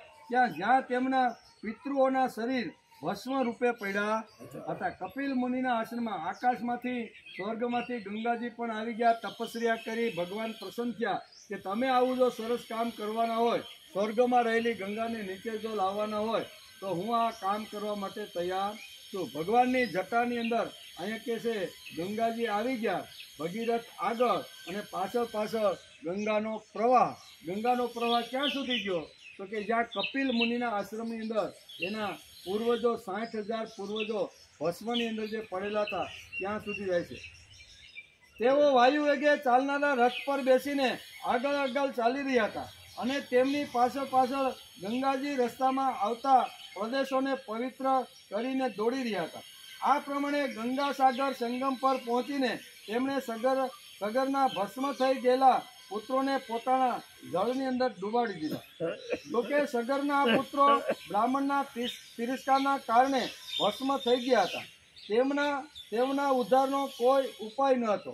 છતાં પણ માત્ર શરીર ભસ્મ સાથે ગંગાજળનો સ્પર્શ થઈ જવાથી તેઓ સ્વર્ગમાં ચાલ્યા ગયા. આ ઘટના આખી વેદ વ્યાસે બહુ સરસ રીતે અહીંયા ગંગા અવતરણ કેવી રીતનું થયું, ભગીરથે કેવી રીતનો પ્રયત્ન કર્યો, ભગીરથની આગળની 3 પેઢી બહુ સગર, અંશુમન અને દિલીપ સુધીએ કેવા પ્રયત્ન કર્યા એ સુંદર મજાનું વર્ણન અહીં છે. શ્રીમદ ભાગવતના સ્કંદ 9માં વિવિધ કથાઓ આવે છે. એ બધી જ કથાઓ અતિશય માર્ગદર્શન કરનારી છે. એવી જ કથા અત્યારે ભગીરથની અને ગંગા અવતરણની વેદ વ્યાસે 9મા સ્કંદની અંદર 9મા અધ્યાયમાં લખી છે. 9મા સ્કંદનું અતિરિક્ત મહત્વ છે. એમાં સૌભરી, માધાંતા, અંબરીશ, નભગ અને આવી રીતના ગંગા અવતરણની જે કથાઓ છે તે શું કહે છે, અહીંયા કહે છે કે ભગીરથ જેવા આવી રીતની કથાઓ બધી આવે છે. સગરના વંશમાં અંશુમન થઈ ગયો. અંશુમનનો પુત્ર દિલીપ અને તેનો પુત્ર ભગીરથ. આવી પરંપરા આપણે ભાગવતની અંદર દેખાડી છે. આ ભગીરથે સ્વર્ગમાંથી ગંગાને પૃથ્વી ઉપર લાવી છે. ભગીરથે તપસ્યા કરી અને સગર પુત્રોનો ઉદ્ધાર કર્યો છે. એવી કથા ભાગવતકારે 9મા સ્કંદની અંદર 9મા અધ્યાયની અંદર બતાવી દીધી છે. કારણ કે ગંગાજીને લાવ્યા, તપસ્યા કરી, ભગવાન શિવજીને પ્રસન્ન કર્યા. ભગવાને કીધું કે આવી રીતના સ્વર્ગમાંથી ગંગા આવી રીતનું એકદમ ઝડપથી આવે તો તમારા સિવાય કોઈ એને રોકી શકે નહીં. ભગવાને આવી રીતની જટા શું કહેવાય જટાને પહોળી કરીને કે કાંઈ વાંધો નહીં, ગંગાજી જો પૃથ્વી પર પધારતા હોય અને આ જગતનું કલ્યાણ કરવા માટે મારે થોડોક પુરુષાર્થ કરવો પડે તો હું કરવા તૈયાર. ભગવાન શિવજીના જટામાંથી ગંગા પ્રગટ થયા. ભગીરથ પોતે આવી રીતના આગળ ચાલ્યા. રસ્તાની અંદર જ્યાં ખેતરો આવ્યા, જ્યાં નગરો આવ્યા, એ નગરોને પાવન કરતી ગંગા સાગર તટ પહોંચી અને ત્યાં ભગીરથના શું કહેવાય આવી રીતના જે પૂર્વજો હતા એનો બધાનો ઉદ્ધાર કરીને આ સરસ મજાની કથા ભાગવતકારે આમાં શ્રીમદ ભાગવતના સ્કંદ 9 અને અધ્યાય 9માં એમાં આખી ગંગા અવતરણની કથા વેદવ્યાસે લખી છે. સુખદેવજી મહારાજ રાજા પરીક્ષિતને ગંગા મૈયાના પવિત્ર કિનારા ઉપર આટલી વાત સમજાવી છે. એનો આપણે વિચાર કરી છે. ગંગાને ભગીરથે પૃથ્વી પર લાવી છે તેમાં શંકા નથી. તેથી તો લગભગ બધી ભાષામાં ભગીરથ પ્રયત્ન, કોઈ મોટો કામ કરે ને સતત જો કામ કરતો હોય ને તો આપણે ભગીરથ પ્રયત્ન કર્યો. હો ભાઈ, તે હું કહે છે તે ભગીરથ પ્રયત્ન કર્યો. એવો પ્રયોગ પણ આજે સમાજમાં છે. ભગીરથે જે પ્રયત્ન કર્યો છે તેથી આપણા બધાનું મસ્તક નમી જાય છે. ભગીરથે ગંગાને પૃથ્વી ઉપર આણી. ભગવાન શિવજીના મસ્તકમાંથી નીકળેલી ગંગા ભગવાન વિષ્ણુના પદકમળનો સ્પર્શ કરી અને ધરતી ઉપર વહેવા લાગી. વચ્ચે લાખો એકર જમીનને સુજલામ સુફલામ બનાવે છે. કેટલાક જીવનોને તે જીવન આપે છે. આવી ગંગા મૈયાના દર્શન કરી આપણું દિલ પણ ભરાઈ જાય છે. જે લોકો ગંગા મૈયાના કિનારે ગયા છે, હરિદ્વાર કે કાશી, તો એ ગંગાને જોયા પછી માણસનું દિલ ભરાઈ જાય છે કે હજારો એકરને આવી રીતનું પાવન કરતી સુજલામ સુફલામ કરતી ગંગા સાગર સુધી જે ગંગા આવી છે એનું વર્ણન અહીંયા વેદ વ્યાસે ભાગવતની અંદર પણ કરેલું છે. ગંગા એ સગર પુત્રોનો ઉદ્ધાર તો કર્યો જ છે, પરંતુ અમે પણ ગંગા વિશે વિચારશું તો આપણો પણ ઉદ્ધાર થઈ જશે. સગર રાજાએ તો અહીંયા કપિલ મુનિએ કીધું કે ગંગાના જળ સિવાય તમારા પૂર્વજોનો ઉદ્ધાર શક્ય નથી. એણે તો વિચાર સગર રાજાથી શરૂઆત કરી અને ભગીરથ સુધી બધાએ વિચાર કર્યો છે, પણ આપણે જો ગંગાનો જો વિચાર કરીએ ને તો આપણે અહીં બેઠા છીએ ને આપણો પણ ઉદ્ધાર થઈ જાય. એમ કે ગંગાએ સાગર પુત્રનો ઉદ્ધાર તો કર્યો છે, પરંતુ અમે પણ ગંગા વિશે વિચારશું તો અમારો પણ ઉદ્ધાર થઈ જશે, તેમાં બિલકુલ શંકા નથી. એમ કે તેથી આદ્યગુરુ શંકરાચાર્ય જેવા મહાપુરુષે પણ પોતાના ચરપટ મંજરી સ્તોત્રમાં લખ્યું છે. આપણે ઘણીવાર એ શ્લોકને વાગોળવાનો પણ પ્રયત્ન કર્યો છે, પણ અત્યારે અહીંયા વિષયને અનુરૂપ આ શ્લોક અત્યારે આવ્યો છે કે ગંગાનું મહત્ત્વ કેટલું છે, ગંગાનું પાવિત્ર કેટલું છે. ગંગાની અંદર માણસ જો પોતાના આવી રીતના પાપો ધોવે તો ગંગામાં પણ તેને પવિત્ર કરી નાખે છે. આવું મહત્ત્વ અહીંયા ભાગવતકાર વેદ વ્યાસે સમજાવ્યું છે. એના પછી આદ્યગુરુ શંકરાચાર્ય 1600 વર્ષ પહેલાં આવ્યા. એણે પણ શ્રીમદ ભગવદ્ ગીતાનું, શ્રીમદ અહીંયા ગંગાનું અને ભગવાનના સ્મરણમાં કેટલી તાકાત છે એનું સુંદર મજાનું વર્ણન આ સ્તોત્રમાં કર્યું છે. તેથી કહે છે કે ભગવદ્ ગીતા કિંચિદ ધીતા ગંગા જલલવ કણિકા પીતા સકૃદપી યસ્ય મુરારી સમરસા તસ્ય યમ કિમ કુરુતે ચર્ચા ભજ ગોવિંદમ મુઢમતે પ્રાપ્તે સન્નિહિતિ મરણે નહીં નહીં રક્ષતી ડુંકુજ. આદ્યગુરુ શંકરાચાર્ય પણ અહીંયા ગંગાનું મહત્ત્વ સારી રીતે સમજાવવાનો પ્રયત્ન કર્યો છે.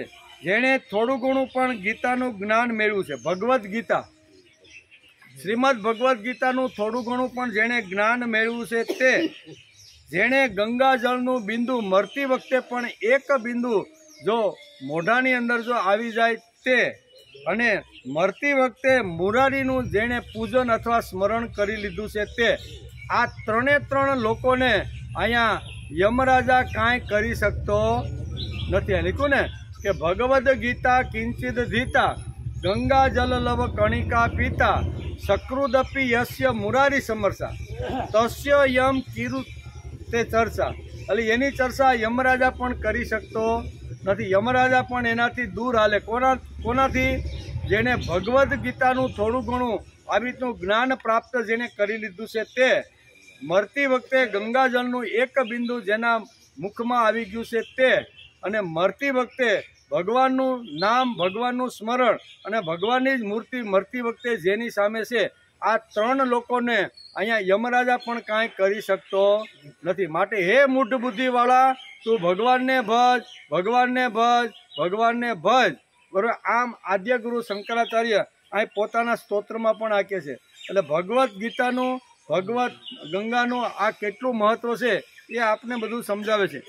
અહીં એક પ્રશ્ન ઊભો થાય છે કે સગર પુત્ર ભગીરથે આકાશમાંથી ગંગાને નીચે લાવી. ગંગા આકાશમાંથી આવી હોય એવું લાગે છે ખરું? હજારો વર્ષો પહેલાંની ઘટનાઓ છે આ બધી. અમે તો ગંગાના મૂળ ગંગોત્રીના દર્શન કરી આવ્યા. આમ બધા આપણે મોટાભાગના જઈ આવ્યા છે. 4 ધામની યાત્રામાં, એમાં ગંગોત્રીનું પણ એક ધામ છે. તો એના મૂળું જે આપણે બધા જઈ આવ્યા છીએ. એટલે કે તો આકાશ તો અમે તો ગંગાના મૂળ ગંગોત્રીના દર્શન કરી આવ્યા છીએ. તો ગંગા આકાશમાંથી આવી એટલે શું થયું ભાઈ? આકાશ તો સર્વવ્યાપક છે. કેવું? આકાશ કેવું છે? સર્વવ્યાપક છે. આકાશમાંથી ગંગા આવી એટલે ઉપરથી ગંગા નીચે આવી તે સમજાય છે. તો પછી વચ્ચે શિવજીને લાવ્યા. વચ્ચે કેને લાવ્યા? શિવજી. તે અપ્રસ્તુત છે. કેમ કે નહેર વાટે ગંગાનું પાણી નીચે લાવ્યા હશે ભગીરથ. બરાબર. ગંગાનું પાણી જે છે, ગંગાતરણ વિશે લોકોની જુદી જુદી માન્યતાઓ છે. કેટલાક લોકો કહે છે કે ભગીરથે આકાશમાંથી ગંગા નીચે લાવી. એનો અર્થ એ કે ભગીરથ રાજા એ કાળમાં વ્યવહારુ બહુ હતા. એને એમ થયું કે આટલું ફોગટનું પાણી અત્યારે ગંગા સાગરમાં વહી જાય છે, તો આ ફોગટના પાણીને જો આપણે રોકી લઈએ અને એ જમીનની અંદર, બરાબર, તો એની અંદર જો આપણે નેરો દ્વારા જો આપણે ઉપયોગ કરીએ તો આખી પૃથ્વી સુજલામ સુફલામ થઈ જાય. આ જે વખતે ભગીરથ આવ્યા રાજા તરીકે, અયોધ્યાના રાજા તરીકે રાજ કરતા હતા. 3 અહીંયા પૂર્વજોના એણે ઇતિહાસ વાંચ્યા. હજારો આવી રીતનું લીટર અથવા ગેલન પાણી ફોગટનું દરિયાની અંદર જતું હતું. એ બધું એમણે જોયું અને જોયા પછી રાજાની ફરજ આવે છે કે આ પાણીનો સદુપયોગ થવો જોઈએ. એમ કે ભગીરથ ગંગાનું પાણી નહેર વાટે લાવ્યા અને તેને સારી રીતે ઉપયોગ કર્યો. તેમાં સમય તો લાગે કે ન લાગે? સગર રાજાએ જે વિચાર કર્યો, ત્યાંથી 3 પેઢીઓ ગઈ, બરાબર ને, તો સમય લાગે કે આટલું મોટું ને બાંધવાની હોય, મોટી મોટી નહેરો કાઢવાની હોય, મોટો ઉપર બંધ 200-300 મીટર સુધી લઈ જવાનો હોય, તો એના માટે સમય તો લાગે છે. એટલે કે જુદી જુદી કથાઓ છે. આપણને સ્વતંત્ર મળ્યું ત્યારથી આપણે વર્ષોથી જપ કરતા રહીએ છીએ કે નર્મદાનું પાણી સૌરાષ્ટ્ર અને કચ્છમાં આવે. આઝાદી થઈ ત્યારથી આપણા પાયા નખાઈ ગયા હતા કે નર્મદા ઉપર બંધ બાંધીએ અને આ ફોગટનું અહીંયા સમુદ્રમાં જે પાણી જાય છે ને એને નહેરો દ્વારા કચ્છ અને સૌરાષ્ટ્ર સુધી આપણે કેટલા વર્ષો વીતી ગયા? 75 વર્ષો વીતી ગયા ત્યારે પરિણામ આવ્યું ને. આજે આપણે કરીએ ને આવતીકાલે એ થઈ જાય. મોટા કામો તાત્કાલિક કાંઈ થતા નથી. એના ઘણા પ્રોબ્લેમ હોય છે. જે જમીન ડૂબમાં જતી હોય એ ખેડૂતોના પણ પ્રશ્નો હોય છે કે અમારી આજીવિકાનું શું ભાઈ? અમે તમને જમીન આપી ખરા એમ, પણ અમારી આજીવિકા તો પાણીની અંદર ડૂબી જાય છે, તો અમારે હવે શું કરવાનું? તો આવા અનેક પ્રકારના પ્રશ્નો આવી રીતના જ્યારે મોટું કામ કરવાનું હોય ને ત્યારે આ રાજ સંસ્થાને નડતા હોય છે. આપણને સ્વતંત્ર મળ્યું ત્યારથી આપણે વર્ષોથી જપ કરતા આવ્યા છીએ કે નર્મદાનું પાણી સૌરાષ્ટ્ર કચ્છમાં આવે. સૌરાષ્ટ્ર અને કચ્છમાં પાણી લાવીશું. ફોગટ જતા પાણીને અમે ઉપયોગ કરીશું. એવું તો વર્ષોથી આપણા રાજનીતિજ્ઞો બધા પ્રયત્ન કરે છે કે આવું ફોગટનું પાણી જતું હોય તો એને રોકી અને આપણે કરવું, પણ એમાં ઘણા બધા વર્ષો લાગે. પણ નર્મદાના નીર લાવતા કેટલા વર્ષો વીતી ગયા. થોડા વર્ષો પહેલાં આ સ્વપ્ન આપણું સાકાર થયું. તો ગંગાના પાણીને આ ધરતી ઉપર સુજલામ સુફલામ કરવા માટે નહેરો દ્વારા જો વહેડાવવાનું હશે તો કેટલાય રાજ્યમાંથી ગંગા પસાર થતી છે. તો એ બધાના રાજ્યના કાંઈ પ્રશ્નો છે, ખેડૂતોના પ્રશ્નો છે, જેના ખેતરમાં નહેર નીકળતી, આ બધા અનેક પ્રકારના પ્રશ્નો છે. એનું સોલ્યુશન કરતાં સગરથી શરૂઆત કરી. સગર આવ્યા, અંશુમન આવ્યા, દિલીપ આવ્યા અને ભગીરથ જ્યારે આવ્યા ત્યારે જોયું કે આ બધા અધૂરા કામ તો મારે પૂરા કરવા જોઈએ. તેથી એક માન્યતા ઘણા લોકોની આવી છે કે ઉપરથી સ્વર્ગમાંથી ગંગા આવી અને ગંગા આવ્યા પછી પાણી જો ગંગા સાગરને મળીને ફોગટનું જતું હોય તો એને પણ બંધ બાંધી રોકી અને ખેડૂતોને ખેતીની અંદર આપવું જોઈએ. આ બધી વાતો છે. આવું જ ભગીરથને લાગ્યું છે કે ગંગાનું પાણી અછતવાળા વિસ્તારમાં ઉપયોગમાં લાવીશું. તેમાં સગરની ભગીરથ એટલે કે સગીરથી ભગીરથ સુધી આ 3 પેઢીઓ આમાં ખતમ. આ કામ કરવા માટે કાંઈ સગરે શરૂઆત કરી છે, પણ એની 3 પેઢીઓ જો ચાલુ રાખે ને તો જ આ કામ શક્ય છે. નહેરો બનાવવામાં સમય તો લાગે જ. તે વખતે 2-3 રાજ્યોમાંથી ગંગા વહેતી હશે. તેમના પ્રશ્નનો નિકાલ આવતા 2-3 પેઢી સગરથી અંશુમાન, દિલીપ અને ભગીરથ સુધી આ બધા પ્રોસેસ ચાલુ છે. આપણે ખાલી અહીં બુલેટ ટ્રેન જો લાવવાની હોય ને અમદાવાદથી કહેવાય મુંબઈ સુધીની, તો પણ કેટલા નાકે દમ આવી જાય છે. કોઈ આવી રીતનો કબજો હોપવા માટે થતો નથી. ઘણા બધા આંદોલનો થાય, ઘણા બધા કે અમારામાંથી પસાર થાય છે, તો આવું થાય કે નહીં? તો એના 2-3 વર્ષ નીકળી જાય કે નહીં? સામાન્ય રીતે રસ્તો આપવા માટે અને જે કિંમત છે એના કરતાં અનેક ગણી સરકાર કિંમત આપવા માટે તૈયાર થાય છે, તો પણ ખેડૂત પોતાનો કબજો છોડવા માટે તૈયાર થતો. આ તો સામાન્ય વસ્તુ છે, બરાબર. અને પૈસા પણ સારામાં સારા મળે છે, નથી મળતા પણ એવું પણ નથી, પણ છતાંય આવો કબજો છોડવા તૈયાર થતું નથી. તેથી સગરથી આ બહુ વિચારવા જેવું છે કે સગર રાજાથી પ્રયત્ન કર્યો. અનેક રાજ્યમાંથી ગંગાનું પાણી પસાર થતું હતું. એને રોકીને જો ખેડૂતના ખેતર સુધી જો લઈ જવાનું હોય તો નહેરો દ્વારા લઈ જવું પડે. એમાં ઘણા રસ્તાના પણ પ્રોબ્લેમ હોય, ઘણા આજીવિકાના પ્રોબ્લેમ હોય, ઘણા આવી રીતના, તો એના સમય તો લાગે જ. એમ કે નર્મદાના પાણીનો ઝઘડો પતાવતા ઘણા વર્ષો વીતી ગયા. તો ગંગાના પાણીના નિવારણ માટે આટલો સમય લાગે એમાં નવાઈ શું ભાઈ? 3 પેઢી આગળ વહી ગઈ, પછી ભગીરથથી આ કામ થયું એટલે આપણે ભગીરથના નામે આપણે બધું ચડાવી, પણ આગળની 3 પેઢી આ પુરુષાર્થ કરેલો છે. કેટલાક લોકો કહે છે કે તે જ વાતમાં અદ્ભુતતા લાવવા શિવજીને વચ્ચે લાવ્યા છે, તે વાત પણ બરાબર છે। નદીનું પાણી ઉપયોગમાં આવે તે માટે બંધ બાંધવામાં આવે તો ઘણા ગામડાઓને સ્થળાંતર કરવું પડે। એક ગામ સ્થળાંતર કરવું પડે ને, ડૂબમાં આવતું હોય તો એ ગામને પણ સ્થળાંતર કરવું પડે, એને નુકસાન ભોગવવું પડે, તો એના માટેના ઘણા બધા પ્રશ્નો ઊભા થાય, તો એની પણ વ્યવસ્થા કરવી પડે કે નહીં? કોઈની જમીન લઈ તો પછી એની આ બધી કરવી પડે। લોકોનું ભવિષ્યનું કલ્યાણ જોવું હોય તો આજનું નુકસાન વેઠવું પડે ભાઈ। હું ભવિષ્યનું કલ્યાણ જોવાનું હોય, આવનાર પેઢી અમારી સુખી થાય, એને જો આવી રીતે સુખી કરવાની હોય તો ચાલુ પેઢીએ થોડુંક નુકસાન પણ સહન કરવું પડે, વેઠવું પડે।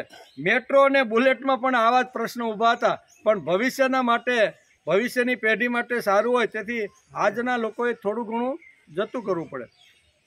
આકાશમાંથી ગંગા આવી, તેને શિવજીએ પકડી અને હળવે હળવે નીચે વહેડાવી, આ એક અદ્ભુતતા છે। કેવી?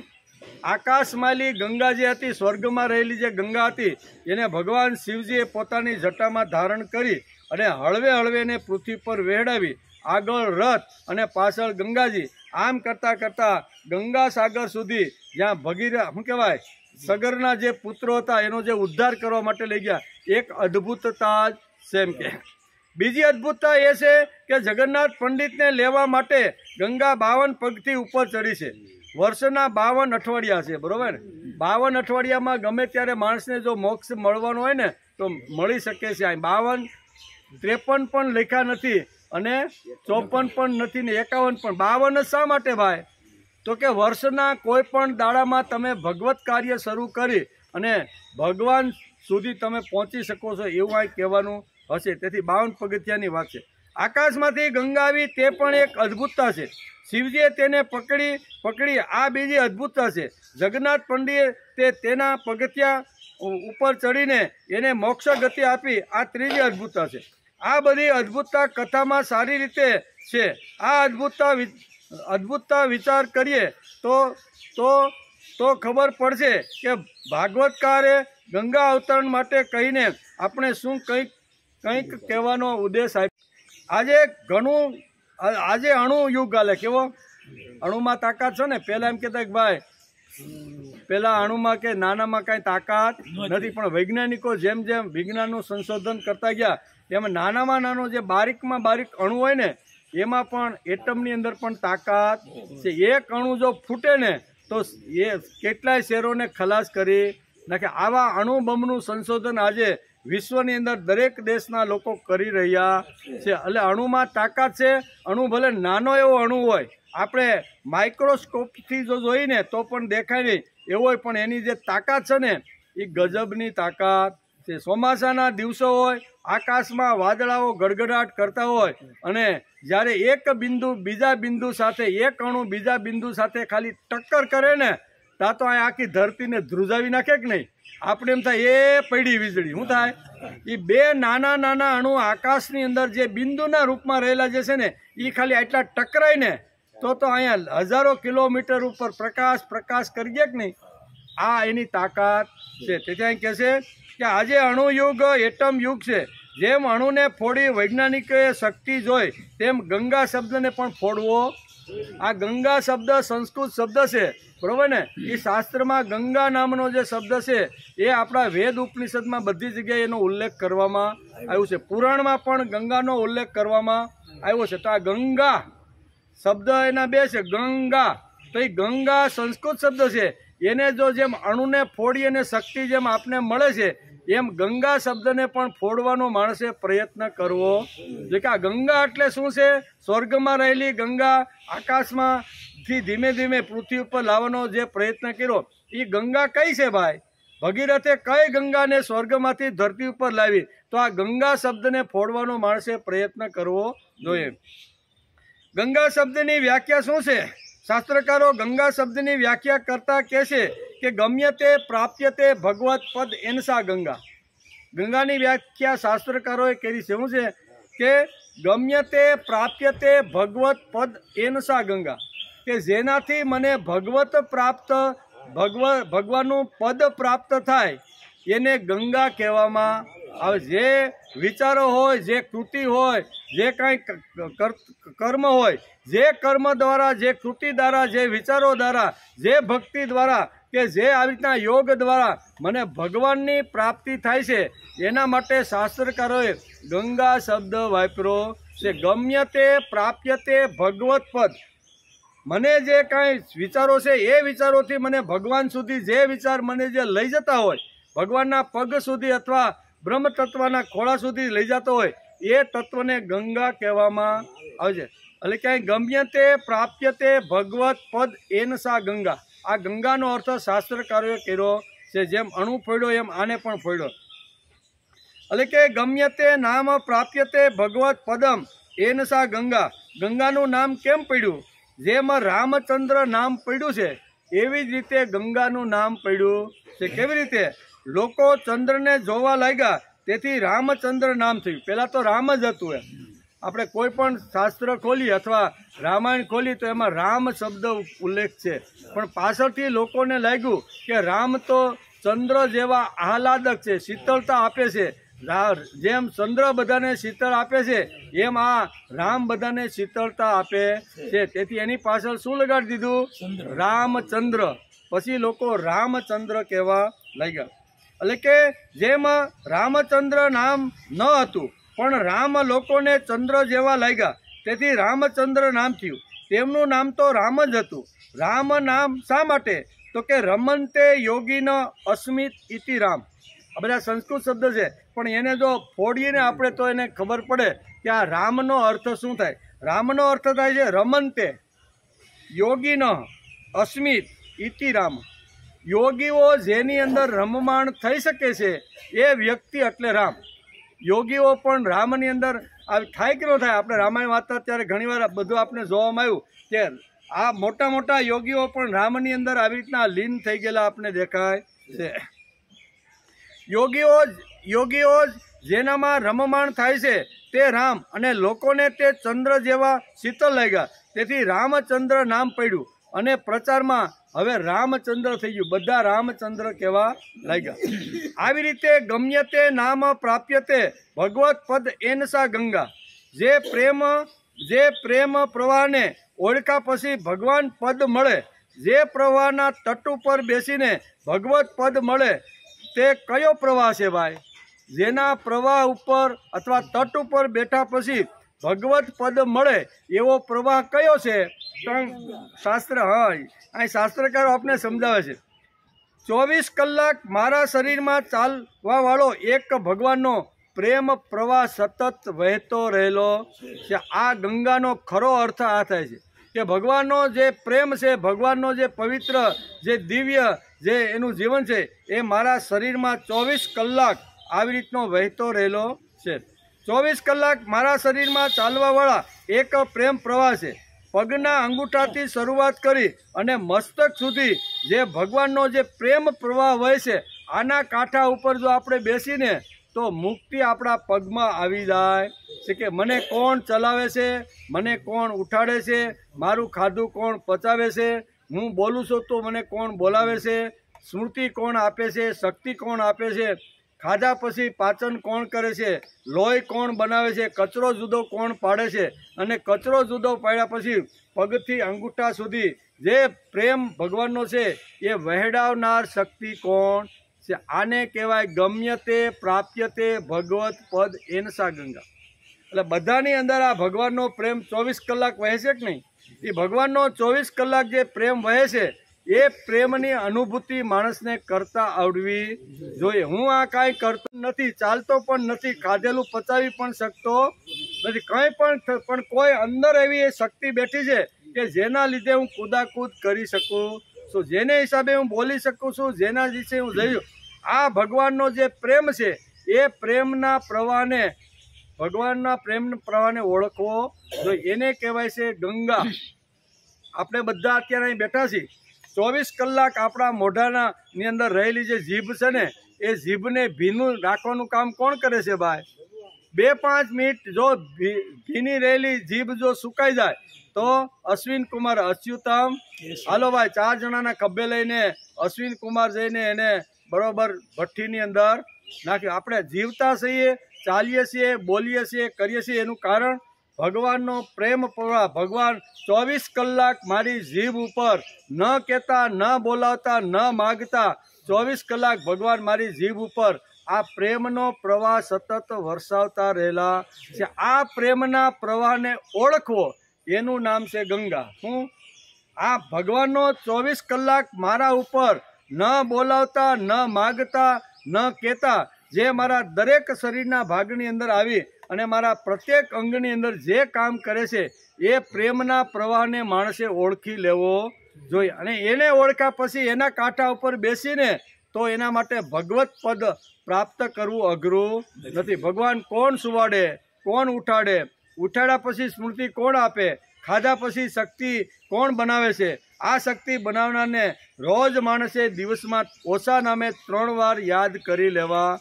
આ ભગવાનનો જે પ્રેમ પ્રવાહ છે, આ ભગવાનના પ્રેમ પ્રવાહને અહીંયા ભગીરથ બરોબર ઓળખી ગયા છે. પેલો લૌકિક પ્રેમ પ્રવાહ સ્વર્ગમાંથી ગંગા આવ્યા, શિવજીની જટાની અંદર રહ્યા, ત્યાંથી ધીમે ધીમે ગંગા સાગર સુધી એને ભગીરથ લઈ જાય. સ્થૂળ ગંગા તો છે જ, એમાં કોઈ ના કહી શકે એમ નથી. પણ એક બીજી ગંગા જે 24 કલાક આપણે બધાને જે સંભાળે છે પ્રભુ, એના પ્રેમ પ્રવાહની અંદર માણસે નાવાનો પ્રયત્ન કરવો જોઈએ. તેથી કહે છે 24 કલાક મારા શરીરમાં ચાલવાવાળો એક ભગવાનનો પ્રેમ પ્રવાહ છે. પગના અંગૂઠાથી શરૂઆત કરી અને મસ્તક સુધી એ ભગવાનના પ્રેમનો પ્રવાહ વહે છે. એ પ્રેમના પ્રવાહને માણસે ઓળખી લેવો જોઈએ. એમ કે આ પ્રેમ પ્રવાહને જો તે ઓળખે, તેના તટ ઉપર બેસીને તેને સમજી લે તો પ્રત્યેક માણસમાં ગંગા છે, પ્રભુનો પ્રેમ વહે છે. પ્રત્યેક માણસના જીવનમાં ગંગા છે. તેથી જ પ્રત્યેક માણસ પવિત્ર માનવામાં આવ્યો છે. ભારતમાં કે વિદેશમાં જન્મેલો કોઈ પણ માણસ અપવિત્ર નથી. અસ્વચ્છ હશે, મેલો ગેલો હશે, ગંધાતો હશે, બરોબર, લગર વગર હશે, પણ એ અપવિત્ર નથી એવું શાસ્ત્ર આપણું કહે છે. પછી ભારતમાં જન્મ હોય કે વિદેશમાં, પ્રત્યેક માણસ અપવિત્ર નથી, બધા પવિત્ર છે. અસ્વચ્છ હોઈ શકે, નાયો ન હોય એવો હોઈ શકે, 2-5 દિવસે કપડાં બદલાવતો હોય એવા પણ માણસો આપણે જોવા મળે છે, પણ એ અપવિત્ર નથી. શા માટે? તો કે એની અંદર ભગવાનનો પ્રેમ 24 કલાક ભગવાન એને સંભાળે છે, ભગવાન એને ચલાવે છે, ભગવાન એને જીવાડે છે. આ ભગવાનનો જે પ્રેમ પ્રવાહ છે એ દરેકની અંદર વહેતો રહેલો છે. તેથી દરેક માણસ પવિત્ર છે એમ આપણું ભાગવત કહે છે. કોઈ માણસ નાખી દીધા જેવો નથી, બધા માણસ પવિત્ર છે. શા માટે? તો કે એની અંદર સતત 24 કલાક ભગવાનનો પ્રેમ પ્રવાહ વહે છે અને ભગવાન પોતે જ એની અંદર આવીને બેઠા છે. તેથી અસ્વચ્છ હશે, લગર વગર હશે, મેલો હશે, ગંધાતો હશે, એ બધું શક્ય છે, પણ અપવિત્ર તો નથી. અપવિત્ર કોણ? તો કે જેની અંદરથી રામ જતો રહ્યો છે ને એના માટે અપવિત્ર શબ્દ વપરાય, બાકી બધા પવિત્ર. બરાબર? તો ઘણીવાર આપણે પ્રશ્ન થાય, પાંડુરંગ શાસ્ત્રી પણ પોતાના પ્રવચનમાં ઘણીવાર કહે કે મારા મામા જ્યારે બીમાર હતા, મારી બાએ મને કીધું કે હોસ્પિટલમાં મામા બીમાર છે, જરીક ખબર કાઢવા માટે જા. મુંબઈની હોસ્પિટલ, એ દાદા કે હું ખબર કાઢવા માટે ગયો, મામાને ખબર અંતર પૂછ્યા, અડધો કલાક બેઠો, તબિયત સારી હતી, ડૉક્ટરો સારવાર કરી રહ્યા હતા. અડધો કલાક પછી પાછો ઘરે આવ્યો, ત્યારે બાએ મને પૂછ્યું કેમ છે મામાને? મામા બહુ સારું છે, વાંધો તકલીફ બહુ નથી એમ કે. બરાબર ને? તો આમ કરી અને તો કે કાંઈ વાંધો નહીં, તો તું જમવા માટે બેસી જા, એમ કરીને મને જમાડ્યો. થોડા દિવસો પછી ફરીથી જવાનું થયું, બરાબર ને? અને જવાનું થયું એટલે બા કે મામાને ફરીથી હોસ્પિટલમાં જઈને ખબર કાઢતો. ખબર કાઢવા ગયા, મામા છેલ્લા ડસકા ઉપરતા પ્રાણ જતા રહ્યા. પાંડુરંગ શાસ્ત્રી કે હું એને સ્પર્શ કર્યો અને પછી ઘરે આવ્યો. તો ઘરે આવ્યો તો માએ પૂછ્યું કે મામાને કેમ છે? તો કે એ તો ઓફ થઈ ગયા છે. કે તું એને અડ્યો તો કે હા. તો હવે બાથરૂમમાં જા, પહેલાં નાહ્યાય અને પછી રસોડામાં જમવા માટે. આ છે કે નહીં? જેમાંથી રામ જતો રહ્યો છે એ અપવિત્ર, અને એ અપવિત્ર એટલે માણસે સ્નાન કરવું જોઈએ. સવારમાં સ્નાન શા માટે? કે રાતે હું મરી ગયો હતો, હું કાંઈ હતો? હું પતિ નહોતો, પત્ની નહોતો, ભાઈ નહોતો, બાપ નહોતો, કાંઈ હતો? ન પુત્રો, ન પુત્રી, ન ભૃત્યો, ન ભ્રાતા, કઈ વસ્તુ હતો? એટલે મારું લઘુ મૃત્યુ, નાનું એવું મારું મૃત્યુ પથારીમાં મારું થઈ ગયું. અને નાનું એવું મૃત્યુ થાય ને સવારે આપણે ઉઠીને ત્યારે માણસે સ્નાન કરી લેવું। શાસ્ત્રકારો આ ઊંડા ગુનામાં આપણે લઈ જાય છે। તેથી અપવિત્ર કોણ? તો કે જેમાંથી રામ ચાલ્યો ગયો છે તે બધા અપવિત્ર, જેમાં રામ છે તે બધા પવિત્ર। અસ્વસ્થ હોઈ શકે, અશુદ્ધ હોઈ શકે, અજ્ઞાની હોઈ શકે, 2-5 દિવસે કપડાં બદલતો મેલો ગેલો હોઈ શકે, પણ અપવિત્ર નથી। શા માટે? તો કે એની અંદર ભગવાનનો 24 કલાક પ્રેમનો પ્રવાહ વહે છે। તેથી ભાગવતકાર વેદવ્યાસને આ પ્રસંગ દ્વારા આપણે કંઈક બીજું સમજાવવાનું છે। એક વાત તો સ્થૂળ ગંગાને તો લાવ્યા હશે ભગીરથ, એમાં આપણી કાંઈ ના નથી। તપસ્યા કરી છે, ગંગામાં પ્રસન્ન થયા, ગંગામાએ એને કીધું કે આવી રીતની ઘટના ઘટે તો શું કરવું પડે? શિવજીને તપસ્યા કરવા માટે કીધું, તપસ્યા કરી ભગવાન શિવ। આ બધી ઘટનાઓ તો ઘટે જ, થઈ જ હોય, પણ એની સાથે ભાગવતકાર કહે છે ગમ્યતે પ્રાપ્યતે ભગવત એનસા પદ ઇતિ ગંગા। ગંગાનો પ્રેમ પ્રવાહ 24 કલાક આપણી અંદર વહે છે। આ વેદવ્યાસને ભાગવતના 9મા સ્કંદના 9મા અધ્યાયમાં આ વાત અહીંયા ગંગા અવતરણ વિશે જે સમજાવવા બેઠા છે એમાં એક વાત આ પણ એને સમજાવી છે। તેથી જ પ્રત્યેક દેશમાં જન્મેલો કોઈ પણ માણસ અપવિત્ર નથી। એનું કારણ એના દિલમાં પ્રભુનું વસતી સ્થાન છે। કેવું? દરેકના દિલમાં ભગવાનનું વસતી સ્થાન છે। ગીતામાં પણ ભગવાને કહ્યું છે કે સર્વસ્વ ચાહમ હૃદય વિષ્ટો। તેથી જ માનવ અપવિત્ર નથી। ભાગવતકારે 9મા સ્કંદની અંદર આ સમજાવવાનો પ્રયત્ન કર્યો છે કે ભગવત પદ જો પ્રાપ્ત કરવાનું હોય તો એ માણસ જ કરી શકે, કારણ કે માણસની અંદર જે પ્રેમનો જે પ્રવાહ છે ને એ મનુષ્ય ઓળખી શકે, પશુ પક્ષી ઓળખી શકતા નથી। કોણ માન કોણ બાપ ને કેવી રીતના મોટા થયા પછી એને કોઈ સાંસારિક સંબંધ રહેતા નથી। માણસ જ એક એવું યોની છે કે જેમાં એ બધું યાદ રાખી શકે। આ પ્રેમ પ્રવાહને ગંગા કહે છે। ગમ્યતે પ્રાપ્યતે ભગવત એન સા ગંગા। જે પ્રેમ પ્રવાહને ઓળખીને માણસ પવિત્ર બની જાય છે તેને સમજીને માણસ ભગવત રૂપ બની જાય છે। ભગવાનનો પ્રેમ પ્રવાહ મારી અંદર 24 કલાક છે, તેને જ ગંગા કહે છે। આમાં કાંઈ અદ્ભુતતા નથી। તો પછી એ પ્રેમ પ્રવાહને પકડવાની શિવજીને કેમ જરૂર પડી? ભાઈ, શિવજીને જરૂર પડી। શિવજી જ્ઞાનના દેવ છે। કેવા? શિવજી ભગવાન જ્ઞાનના દેવ છે। આ જે ભગવાનનો પ્રેમ પ્રવાહ છે તેને વિવેકે પકડી રાખ્યો, બરોબર? આ જ્ઞાન છે એને વિવેકે એટલે કે જટાની અંદર એને પકડી રાખ્યો છે। ભગીરથને ઉપર બેઠેલા ભગવાનને નીચે લાવવાના હતા। બીજી વાત આ, એ કાળની અંદર કદાચ લોકો કહેતા છે ભગવાન ક્યાં છે? તો કે ભગવાન આકાશમાં છે। ભગવાન ક્યાં છે? તો કે ભગવાન મંદિરમાં છે। તો બાકી ક્યાંય ભગવાન નથી। આવા વિચારના લોકો કદાચ ઈ કાળમાં હશે ત્યારે ભગીરથે પ્રયત્ન કર્યો છે કે ભગવાન ખાલી આકાશમાં નથી, ભગવાન ખાલી મંદિરમાં નથી, ભગવાન તો તારી અંદર આવીને બિરાજમાન છે। આ કહેતા 4 પેઢી વહી ગઈ। કેટલી?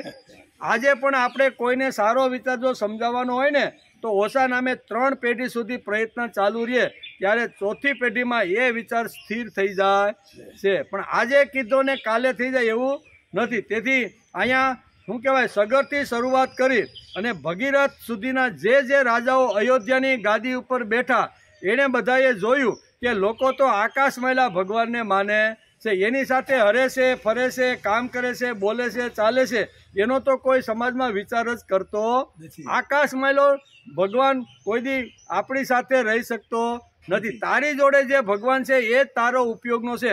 આમ કહેતા ભગીરથને જબરજસ્ત પ્રયત્ન કરવો પડ્યો હશે। એટલે આજે પણ ઘણા કહે ને ભગવાન ક્યાં છે? તો કે ભગવાન આકાશમાં છે। તો પણ તારી સાથે એ શક્તિ છે કોણ છે? તો કે તો બધું એમ જ હાલતું નથી। અંદર ભગવાનનો એક સુંદર મજાનો પ્રેમ પ્રવાહ ચાલે છે, એ જ ભગવાન છે, બરોબર? ગતિસ્ત્વમ તમે કા ભવાની। આ અંદર રહેલી જે શક્તિ છે એ શક્તિ માણસને ચલાવે છે, બોલાવે છે, ઉઠાડે છે। આમ કરી અને અહીં સુંદર મજાનું વર્ણન છે।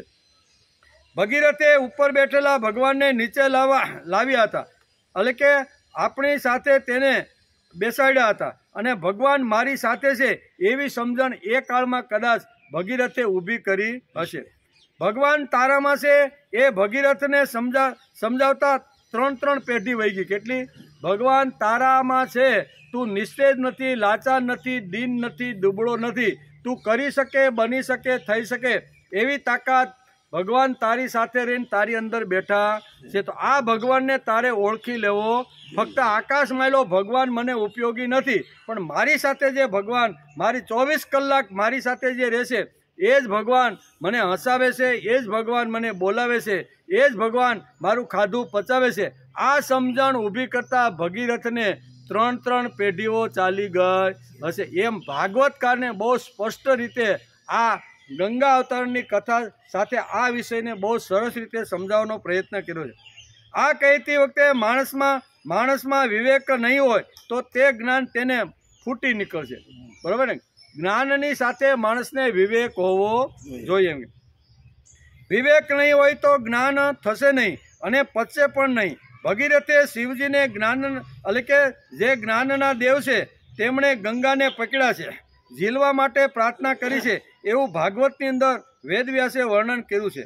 9મા સ્કંદના માં સગર ચરિત્ર અને ભગીરથ ચરિત્ર અને ગંગાવતરણની કથા કરી અને થોડીક વંશ પરંપરા એના પછી કોણ કોણ આવ્યા એની પણ થોડીક વાતો કરી છે. જે દેવતાઓનું મન ઇન્દ્રિયો વિષયોમાં ભટકી રહ્યું છે તેઓ સત્વગુણ પ્રધાન હોવા છતાં પણ પોતાના હૃદયમાં બિરાજમાન ભગવાનને જોઈ શકતા નથી. એટલે આકાશ માયલા ભગવાનને અહીંયા ભગીરથે દરેકના હૃદયની અંદર ભગવાન આવીને બેઠો છે એવી સમજણ ભગીરથે સમાજમાં 3 પેઢીના પ્રયત્ન પછી ઊભી કરી છે. તેથી હવે આ વિષયોમાં હું આસક્ત થતો નથી. તે તો માયાનો ખેલ છે. આકાશમાં ન હોવા છતાં પ્રતીત થનારા ગંધર્વ નગરોની જેમ આમની સત્તા નથી. તે અજ્ઞાતવશ શિર પર ચડી બેઠા છે. સંસારના સાચા રચયિતા ભગવાનની ભાવનામાં લીન થઈને હું વિષયોનો ત્યાગ કરીને માત્ર ભગવાનનું શરણ લઈ રહ્યો છું, કારણ કે ભગવાન 24 કલાક મારી અંદર પ્રેમનો પ્રવાહ વહાવી રહ્યા છે. આ બહુ સરસ ભાગવતકારે છેલ્લા શ્લોકોની અંદર આ બહુ સરસ રીતે સમજાવવાનો પ્રયત્ન કર્યો છે. હે રાજા પરીક્ષિત, ભગવાને ખટવાંગ રાજાની બુદ્ધિને પહેલેથી જ પોતાના તરફ આકર્ષિત કરી હતી. હા, તે કારણે તેઓ અંતિમ સમયે આવો નિશ્ચય કરીને ગયા. અત્યારે રાજા પરીક્ષિતને ગંગા નદીના કિનારે આ ગંગા અવતરણ અને અહીંયા કોની ગંગા અવતરણ અને ભગીરથ ચરિત્ર તેમજ આગળ શું કહેવાય સગરના ચરિત્રને સમજાવતા આ બધી વાતો એને સમજાવે છે કે હે રાજા પરીક્ષિત, ભગવાને સટવાંગ રાજાની બુદ્ધિને પહેલેથી જ પોતાના તરફ આકર્ષિત કરી નાખી હતી. તે કારણે તેઓ અંતિમ સમયે આવો નિશ્ચય કરી શક્યા. હવે તેમણે શરીર વગેરે અનાત્મા પદાર્થોના જે અજ્ઞાનમૂલક આત્મભાવ હતો તેનો પરિત્યાગ કરી દીધો. સ્થિત થઈ ગયા. હું કોણ છું, શા માટે છું, આ જે આત્મિક ભાવ હોય એમાં ખટરાંગ નામના જે રાજા હતા એની બુદ્ધિને એમાં સ્થિર કરી દીધી. ખટરાંગ રાજાનું ઉદાહરણ પણ રાજા પરીક્ષિતને અહીંયા સુખદેવજી આપે છે. તે સ્વસ્વરૂપ સાક્ષાત પરબ્રહ્મ છે. સૂક્ષ્મથી પણ સૂક્ષ્મ શૂન્યવત છે, પરંતુ તે શૂન્ય નહીં પરમ સત્ય છે. ભક્તજનો તે જ વસ્તુનું ભગવાન વાસુદેવ એવા નામથી વર્ણન કરે છે. એમ અત્યારે પરીક્ષિત રાજાને ગંગા મૈયાના પવિત્ર કિનારા ઉપર બેઠી પછી 2 કથાઓ, સગરની કથા અને ગંગા અવતરણ કેમ થયું, ભગીરથનો જબરજસ્ત પુરુષાર્થ કેવી રીતનો હતો, આ બધી જ વાતો અહીંયા ભાગવતકાર 2 અધ્યાયની અંદર લખે છે. ઇતિ શ્રીમદ ભાગવતે મહાપુરાણે પારમહંસ્યા સંહિતાયા 9મ સ્કંદે સૂર્યવંશાનું વર્ણન 9મો અધ્યાય. 9મા સ્કંદ અંતર્ગત સૂર્યવંશનું વર્ણન નામનો 9મો અધ્યાય સમાપ્ત થયો. 2 વંશનો વિસ્તાર આપણે શરૂઆતમાં 9મા સ્કંદની શરૂઆત કરી ત્યારે 2 વંશની વાત અત્યારે રાજા પરીક્ષિત પૂછે છે. એક સૂર્યવંશ અને ચંદ્રવંશ. આ બંને વંશો કેવી રીતના આગળ વધતા રહેલા છે એની કથા તમે મને સમજાવો. અત્યારે સૂર્યવંશની કથા સંભળાવવા માટે એણે સગરનું ચરિત્ર પછી અંશુમન અને ભગીરથ સુધી દિલીપ સુધી લઈ જવાના આ બધા સૂર્યવંશની વાતો આ અધ્યાયની અંદર કરી છે.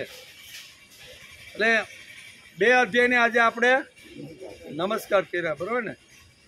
આવતીકાલે 10મો અધ્યાય, એમાં ભગવાન શ્રી રામની લીલાઓનું વર્ણન, બરોબર ને? હવે નવા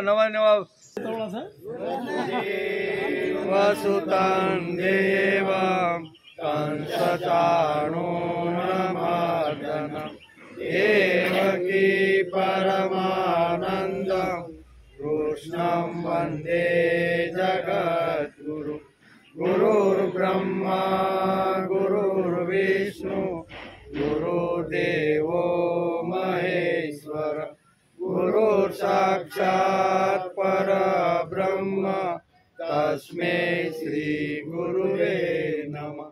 નારાયણં નમસ્કૃત્યં નરં ચૈવ નરોત્તમં દેવીં સરસ્વતી વ્યાસં તતો જયમુદીરયેત.